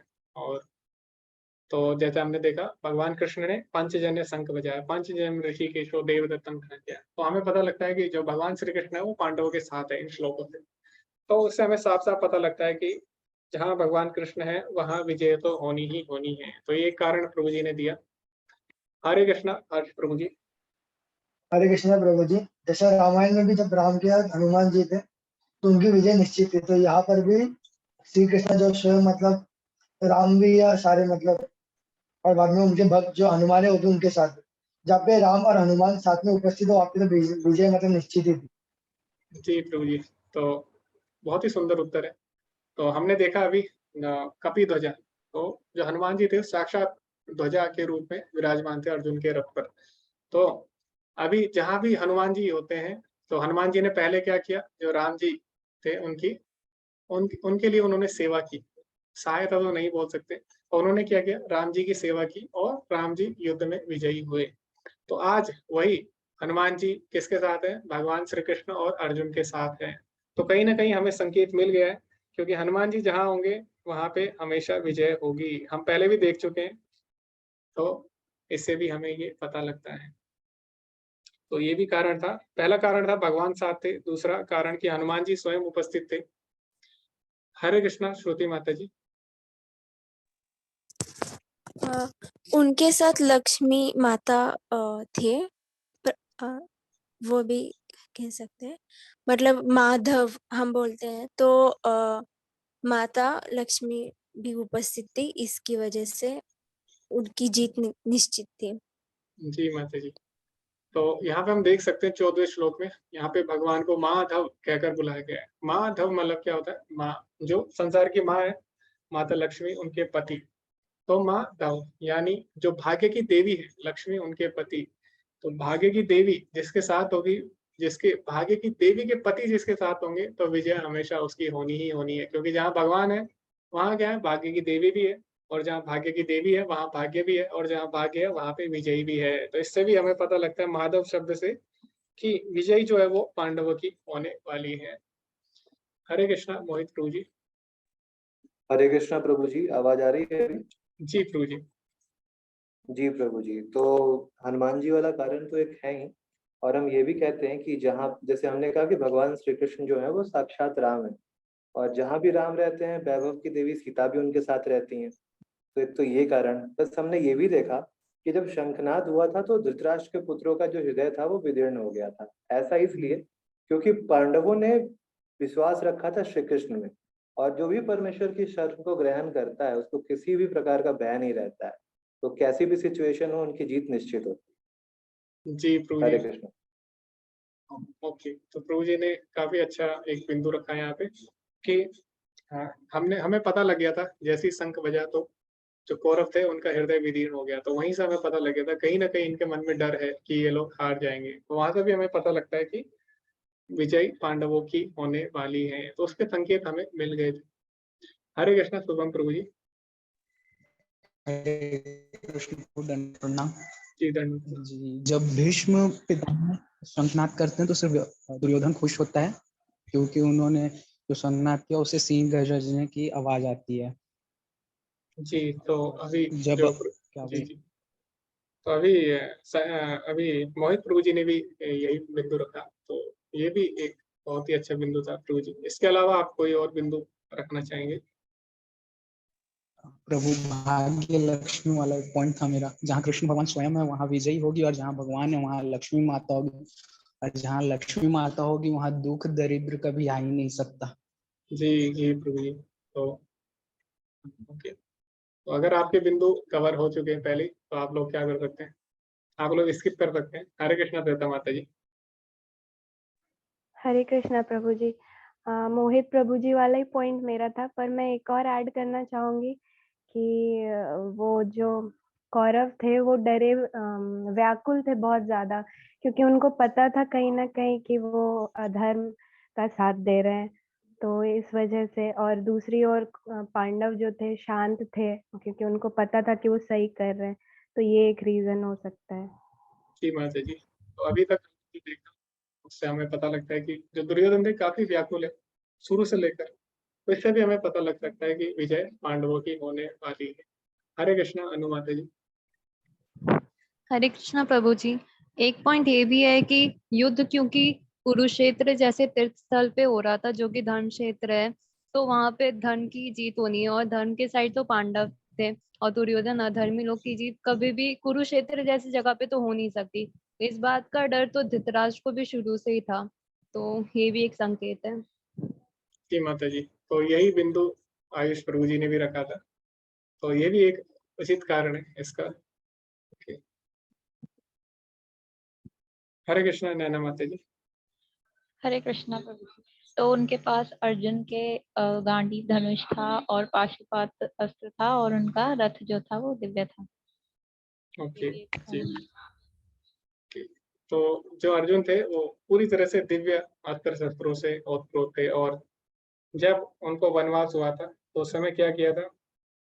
जब भी किसी के जीवन में कठिन समय आता है तो दो चीजें होती है, या तो वो पूरी तरह हताश होकर बैठ जाए और अपने जीवन को कोसे, या दूसरी तरफ वो तैयारी करे, है ना, कि अगली बार ऐसी परिस्थिति ना आए। तो अर्जुन ने क्या किया? उस परिस्थिति में तैयारी की, और उसने क्या किया? तपस्या की, देवी देवता को प्रसन्न किया, उनसे अनेक अस्त्र शस्त्र लिए, स्वर्ग में भी वो गए, वहां से भी उन्होंने युद्ध की कलाएं सीखी, बहुत सारी कलाएं सीखी। तो इस प्रकार जब उनके जीवन में बुरा समय आया, उन्होंने क्या किया? उस समय तैयारी की, ताकि दोबारा उनको ऐसा समय ना देखना पड़े, उसके लिए उन्होंने पहले से तैयारी करनी आरंभ कर दी। तो ये भी हम अर्जुन से सीख सकते हैं। तो उनके पास दिव्य अस्त्र शस्त्र थे, और उनके पास गांडीव धनुष था, और उनके पास रथ भी थे विशेष, जो कि चारों दिशाओं में कहीं भी किसी भी मन की गति से वो चल सकता था। तो इस तरह उनके पास बहुत सारे दिव्य जो सामग्री होती है वो थी। ओके, तो अभी हम चैट में पढ़ेंगे, किसी के कोई विशेष बिंदु है तो उसको हम नोट करेंगे। जी, तो ज्योति माता जी बोलिए शंख की ध्वनि। जी, उसकी हम चर्चा कर चुके हैं। सन्नी प्रभु जी ने जो पॉइंट रखे, कपिल ध्वज, उसकी भी हम चर्चा कर चुके हैं। प्रिया माता जी ने बोला हनुमान जी थे, ओके, उसकी भी हम चर्चा कर चुके हैं। विकास प्रभु जी ने भी बोला हनुमान जी थे। ओके, केतन प्रभु जी बोल रहे पांडव धर्म के साथ यानी स्वयं भगवान के साथ खड़े थे। सनी प्रभु जी ने भी बोला कि भगवान उपस्थित थे। ओके, राधा माता जी बोल रहे कि हनुमान जी थे, अंकित उनकी ध्वजा पर चीमा थे। तो कहीं ना कहीं सारे बिंदु, जितने भी मुख्य बिंदु है, उनकी हम चर्चा कर चुके हैं। तो अभी हम एक बार देखेंगे कि कोई बिंदु हमसे छूट तो नहीं गया। ओके, तो सबसे पहले हमने देखा कृष्ण स्वयं वहां पर उपस्थित थे, फिर भाग्य की देवी, फिर कुरुक्षेत्र जो कि एक धर्म की भूमि है, उसके भी आयुष प्रभु जी ने उसकी भी चर्चा की। हनुमान जी थे उनकी ध्वजा पर, और उनके शंख, और जो उनके शंख थे वो भी दिव्य थे। तो शंख जो होते हैं वो किसका चिन्ह होते हैं? वो भगवान विष्णु का चिन्ह होते हैं। शंख और पद्म और चक्र और गदा, ये सभी क्या है? विष्णु के संकेत हैं। तो यहाँ पर जो पांडव है उनके शंख कैसे है? दिव्य शंख है, तो इससे पता लगता है भगवान स्वयं उनके साथ है। कृष्ण और अर्जुन के जो शंख है वो दिव्य हैं, साधारण नहीं है, जबकि दूसरी जो बाकी सेना है उनके शंखों को दिव्य नहीं कहा गया। भीष्म जो है उसके शंख का कोई भी प्रभाव नहीं पड़ा। अग्निदेव ने रथ दिया था अर्जुन को, इसकी भी हम चर्चा कर चुके थे। तो इस तरह हम सारे कारणों की चर्चा कर चुके हैं। तो अंत में इस अध्याय के प्रभुपाद जी क्या बोलते हैं उसको हम पढ़ते हैं। तो प्रभुपाद जी बोलते हैं वैष्णविज्म यानी वैष्णव सिद्धांत क्या है? वैष्णव सिद्धांत क्या है? तो युद्ध के सिद्धांत में अर्जुन कृष्ण के लिए लड़ रहा है। वह पिछली लड़ाई आचार्य हनुमान जी का अनुसरण कर रहा है। तो हमने देखा अर्जुन ने अपनी ध्वजा पर किसका चिन्ह लगाया है? अर्जुन ने कपि ध्वज यानी हनुमान जी का चिन्ह लगाया है। तो क्यों लगाया है? क्योंकि हनुमान जी ने किसकी सेवा की थी? भगवान श्री राम की सेवा की थी, उनके आदेशों का पालन किया था। तो अभी आज अर्जुन क्या कर रहे हैं? आज अर्जुन भगवान के आदेशों का पालन कर रहे हैं, कृष्ण के आदेशों का पालन कर रहे हैं। तो अर्जुन क्या कर रहे हैं? अर्जुन हनुमान जी का अनुसरण कर रहे हैं। इसीलिए उन्होंने हनुमान जी के साथ अपना ध्वज चित्रित किया है कि हनुमान जी कृपया मेरी मदद करें। तो क्या कर रहे हैं? हनुमान जी से सीख रहे हैं, है ना, हनुमान जी का आशीर्वाद ले रहे हैं। यह वैष्णव सिद्धांत है, यही वैष्णव सिद्धांत है, अपने जो पूर्ववर्ती आचार्य हैं उनसे सीखना। मैं यहाँ भगवान कृष्ण के लिए लड़ने आया हूँ, तुम भगवान के लिए भी लड़े, कृपया मेरी मदद करो। तो यहाँ पे अर्जुन क्या बोल रहे हैं? जैसे हनुमान जी ने भगवान राम की सेवा की, अपना जीवन उनको समर्पित किया, वैसे ही आज मैं भी अपना जीवन कृष्ण को समर्पित कर सकूं, भगवान कृष्ण की सेवा कर सकूं, इसीलिए आप मेरी सहायता करें। तो अर्जुन क्या कर रहे हैं? एक तरह से हनुमान जी से प्रार्थना कर रहे हैं। यही विचार है कपि ध्वजा। तो वैष्णव की कोई भी गतिविधि में उन्हें हमेशा पिछले आचार्यों से प्रार्थना करनी चाहिए, कृपया मेरी मदद करें। कृपया यानी वैष्णव हमेशा अपने आप को लाचार समझते हैं और पिछले आचार्य से याचना करते हैं। तो प्रभुपाद जी ने बोला भगवद गीता 1.20 के तात्पर्य में, जो कि लंदन में 17 जुलाई 1973 को बोला गया है। तो इस वाक्यांश से हमें क्या सीखने को मिला? कि वैष्णव अपने आप को हीन समझते हैं। क्यों? कि चैतन्य महाप्रभु ने भी बोला है तृणादपि सुनीचैन तरोरपि सहिष्णुना। तो वैष्णव को पता है कि हम लोग भगवान के अंश हैं, तो हम क्या है? एक तिनके के समान हैं। तो इसीलिए हमें क्या करना चाहिए? भगवान की कृपा प्राप्त करने के लिए हमें अपने आचार्यों का जो आज्ञा है उसका पालन करना चाहिए, और अपने आचार्यों से हमें कृपा की याचना करनी चाहिए। जिस तरह अर्जुन क्या कर रहे हैं? अर्जुन हनुमान जी से कृपा की याचना कर रहे हैं, इसीलिए वो क्या कर रहे हैं? उनकी ध्वजा को अपने रथ पर लगा रहे हैं। तो इस तरह एक वैष्णव करता है, वो क्या करता है? हमेशा अपने आचार्यों का आशीर्वाद लेके उनके निर्देशों का पालन करता है। यद्यद आचार्य श्रेष्ठ तत्तते वितरो जना। जैसे जैसे श्रेष्ठ पुरुष कार्य करते हैं वैसे ही बाकी जनता अनुसरण करती है। तो अगला जो सत्र होगा पार्ट 2, उसमें हम क्या सीखेंगे? अर्जुन ने बाण चलाने की तैयारी की और धृतराष्ट्र के पुत्रों को देखकर अर्जुन ने भगवान से क्या बात की उसकी हम चर्चा करेंगे। तो आप सभी का बहुत बहुत धन्यवाद। हरे कृष्णा। तो आप सभी लोग चैट में अपना नाम लिख सकते हैं और साथ में आप लोग लिख सकते हैं BS, ओके, BSHY आप कोड लिख सकते हैं। तो आपकी अटेंडेंस यहाँ पे नोट हो जाएगी। तो अभी जिसके कोई क्वेश्चंस है वो लोग पूछ सकते हैं। अभी जो टाइमिंग है उसकी हम चर्चा करेंगे, क्योंकि टाइमिंग बहुत ही सही नहीं है ये वाली टाइमिंग, क्योंकि भक्ति शास्त्री का जो कोर्स होता है वो 2 घंटे से ऊपर होता है। तो अभी इसके लिए हमें अच्छा समय चाहिए, क्योंकि सुबह सभी को जल्दी उठना होता है। तो हम सभी प्रयास करेंगे कि ये क्लास जो सुबह मॉर्निंग में हो, क्योंकि मॉर्निंग का समय सही रहता है, उस समय सभी लोग फ्री होते हैं और किसी को जल्दी नहीं उठना होता, और सुबह की शुरुआत अगर भक्ति शास्त्री से हो तो इससे अच्छा कुछ नहीं होगा। तो हम प्रयास करेंगे ये जो कक्षा हो सुबह के समय हो। तो आप कोई भी दिन चुन सकते हैं, और बहुत सारे जो भक्त हैं वो पूरे जो सप्ताह होता है उसमें व्यस्त होते हैं। तो हम लोग प्रयास करेंगे कि इस कोर्स को, क्योंकि संडे को पहले ही एक भक्ति शास्त्री की कक्षा होती है 6 से 8, तो इसको हम सैटरडे को कर सकते हैं। तो संडे को मैं पहली एक क्लास ले रहा हूँ भक्ति शास्त्री की, तो आप सैटरडे को इसको कर सकते हैं। तो आप सभी लोग अपनी अपनी अटेंडेंस देना ना भूलें। आप चैट में लिख सकते हैं, अपना नाम भी ना लिखें, अगर आप BSSY भी लिख देते हैं तो इससे क्या होगा कि जो चैट सेव होगी उसमें आपका नाम आ जाएगा, तो मुझे पता लग जाएगा कि आप प्रेजेंट थे। तो आप चैट में लिख सकते हैं। ओके, हर्ष प्रभु जी बोल रहे हैं सैटरडे को उनका कॉलेज होता है सुबह। ओके, तो बाकी दिन भी कॉलेज होता है प्रभु जी। सैटरडे संडे वैसे छुट्टी रहती है ज्यादातर कॉलेज की, क्योंकि संडे को तो ऑलरेडी एक क्लास होती है भक्ति शास्त्री की, और रात को हम कर नहीं सकते संडे को। जी हरे कृष्णा हर्ष प्रभु जी। हरे कृष्णा प्रभु जी कि मतलब हमको हमारे मतलब कॉलेज में ऐसा सैटरडे को छुट्टी थर्सडे को छुट्टी मिलता है और संडे को छुट्टी मिलता है। मतलब क्लास डिवीजन वाइज है, हर डिवीजन को मतलब हफ्ते में एक दिन छुट्टी मिलता है और संडे को मिलता है। ओके जी प्रभु जी। तो अभी ऐसा हो सकता है कि किसी न किसी समय किसी न किसी को समस्या हो सकती है। तो हम लोग चाहेंगे, हम लोग प्रयास करेंगे कि मैक्सिमम लोग जिस टाइम पे एग्री होते हैं तो आप उस समय अगर एडजस्ट कर सके तो सभी के लिए हितकारी होगा। तो प्रभु जी आप सुबह सुबह तो कोई कॉलेज नहीं होता ना 6 से 8, तो हम इसको जल्दी भी कर सकते हैं 5 बजे से अगर आप चाहें तो,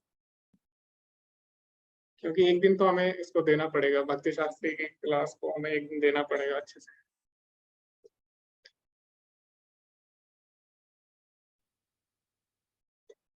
ओके जी हर्ष प्रभु जी, तो सुबह आपकी क्लास कितने बजे से होती है प्रभु जी? तो मुझे 7 बजे से 6:30 बजे घर से निकलना होता 7 बजे आपकी क्लास होती है? है। जी प्रभु, वही का टाइम। तो आपका कॉलेज इंडिया में ही है ना? हाँ प्रभु, लेकिन मुंबई में मतलब सुबह का टाइमिंग रहता है। Okay okay. कई बार बाहर से जो लोग पढ़ते हैं उनका टाइमिंग भी अलग होता है, जो लोग यूएस से पढ़ रहे होते हैं वो यूएस टाइमिंग के हिसाब से वो लोग चलते हैं। हरे कृष्णा सनी प्रभु जी। हरे कृष्णा प्रभु जी। प्रभु जी मुझे लगता है ना, वैसे तो मैं भी संडे के लिए एग्री था और बाकी दिन आज मुझे टाइम थी तो मैं थोड़ा आ गया। लेकिन मुझे ऐसा लगता है कि अगर सैटरडे को हम लोग करते हैं तो थोड़ा अर्ली स्टार्ट कर सकते हैं। जैसे 5 बजे ना करके हम लोग 4:30 में मंगल आरती के लिए आते हैं ना, तो 15 मिनट मंगल आरती में कर लें और 4:45 से हम लोग स्टार्ट कर लें, ताकि हम लोग शायद 6 o'clock तक फ्री हो जाएं, 6 या फिर 6:15 तक। जी प्रभु जी, तो वो भी हम कर सकते हैं जी। तो 4 बजे कितने लोग एग्री करते हैं वो भी हमें देखना होगा, क्योंकि अभी सभी लोग शायद इसमें मंगल आरती में नहीं आते, तो कहीं ना कहीं उन्हें थोड़ा सेक्रीफाइस करना होगा। तो वो तो करना ही होगा, किसी न किसी को सेक्रीफाइस करना होगा। भगवान बोलते संसार क्या है, दुखालय शाश्वतम, और हमें इंग्लिश में भी पढ़ाया जाता है कि life is not a bed of roses, कि जीवन फूलों की सैया नहीं है, और भगवान भी यही बोलते हैं। तो हमें समझना होगा जीवन फूलों की सैया नहीं है, तो हमें कुछ ना कुछ कष्ट इसमें लेने होंगे। तो हर चीजें इतनी आसानी से नहीं मिलेगी, कुछ सेक्रीफाइस हमें करना होगा, और विशेषकर जो भक्ति शास्त्री है या जो भगवान के बारे में चर्चा है उसके लिए तो हमें सेक्रीफाइस जरूर करना चाहिए। हरे कृष्णा आयुष प्रभु जी, आपका क्या कहना है? क्योंकि आयुष प्रभु जी को भी जल्दी उठना होता है, सुबह उनकी सेवा होती है, और हरे ये कृष्ण सही प्रभु। नहीं होगा बिल्कुल भी। हरे कृष्ण प्रभु जी। जी अगर 4 बजे क्लास लेने जाऊंगा प्रभु जी, क्या होगा? एक तो ऑफेंस हो जाएगा प्रभु जी, आरती के समय क्लास नहीं ले सकते आप। नहीं, 4 बजे नहीं प्रभु जी, आरती के बाद वो लोग बोल रहे हैं। आरती तो प्रभु 5:15 पे खत्म होती है। ओके, हाँ मंदिर में आरती लेट खत्म होती है, घर पे आप लोग जल्दी खत्म कर सकते हैं। यस प्रभु जी। ये भी जी जी प्रभु। तो फिर आज शाम को टाइम रख सकते हैं प्रभु, 6 बजे 5 बजे, ओके ये जी। बेटर रहेगा। 7 बजे से रखेंगे तो भी हमारा 10 बजे तक खत्म हो जाएगा ना।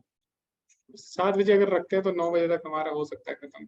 9। नहीं, अगर 10 भी जाएगा तो भी कोई प्रॉब्लम नहीं है, अभी ये 10:30 हो गया है ना। जी प्रभु जी। ओके, तो आयुष प्रभु जी ने बोला था कि वो एक कीर्तन सुनाएंगे मायापुर का, तो मैंने उनको बोला था कि भक्ति शास्त्री का जो कोर्स होता है उसमें बहुत समय लग जाता है, क्योंकि भक्ति शास्त्री की कोई भी क्लास होती है 2 घंटे उसमें मिनिमम होते हैं, तो उसमें कोई भी हम एक्स्ट्रा एक्टिविटी नहीं कर सकते। तो अब आपको पता लग गया होगा प्रभु जी, है ना। हरे कृष्णा नैना माता जी, आपका।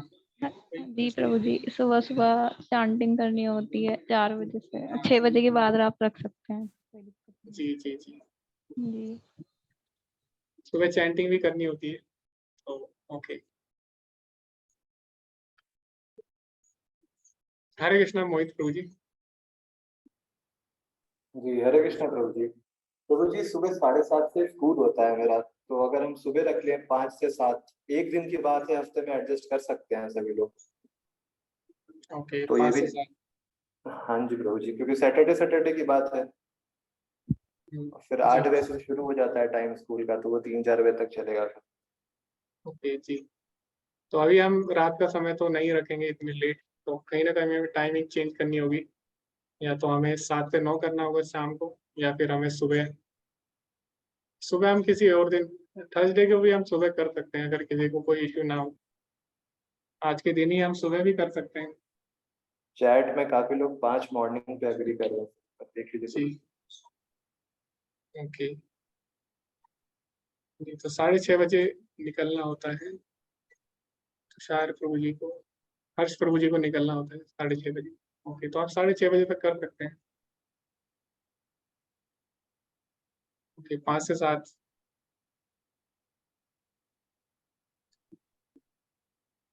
हाँ, तो बाकी दिन हम कर सकते हैं, बाकी दिन तो कोई इशू नहीं है। सैटरडे को सबको इशू है अगर, तो एक दिन हम कर सकते हैं 6 से 8। थर्सडे को हम कर सकते हैं। ओके, तो थर्सडे को शायद किसी को कोई इशू नहीं है, क्योंकि थर्सडे को मॉर्निंग में किसी को इशू नहीं होगा, तो थर्सडे को ही हम सुबह कर सकते हैं। तो इससे क्या होगा, आप पे लोड भी नहीं आएगा ज़्यादा, और वीकेंड पे और भी क्लासेस होती है, तो आप वो भी कर सकते हैं।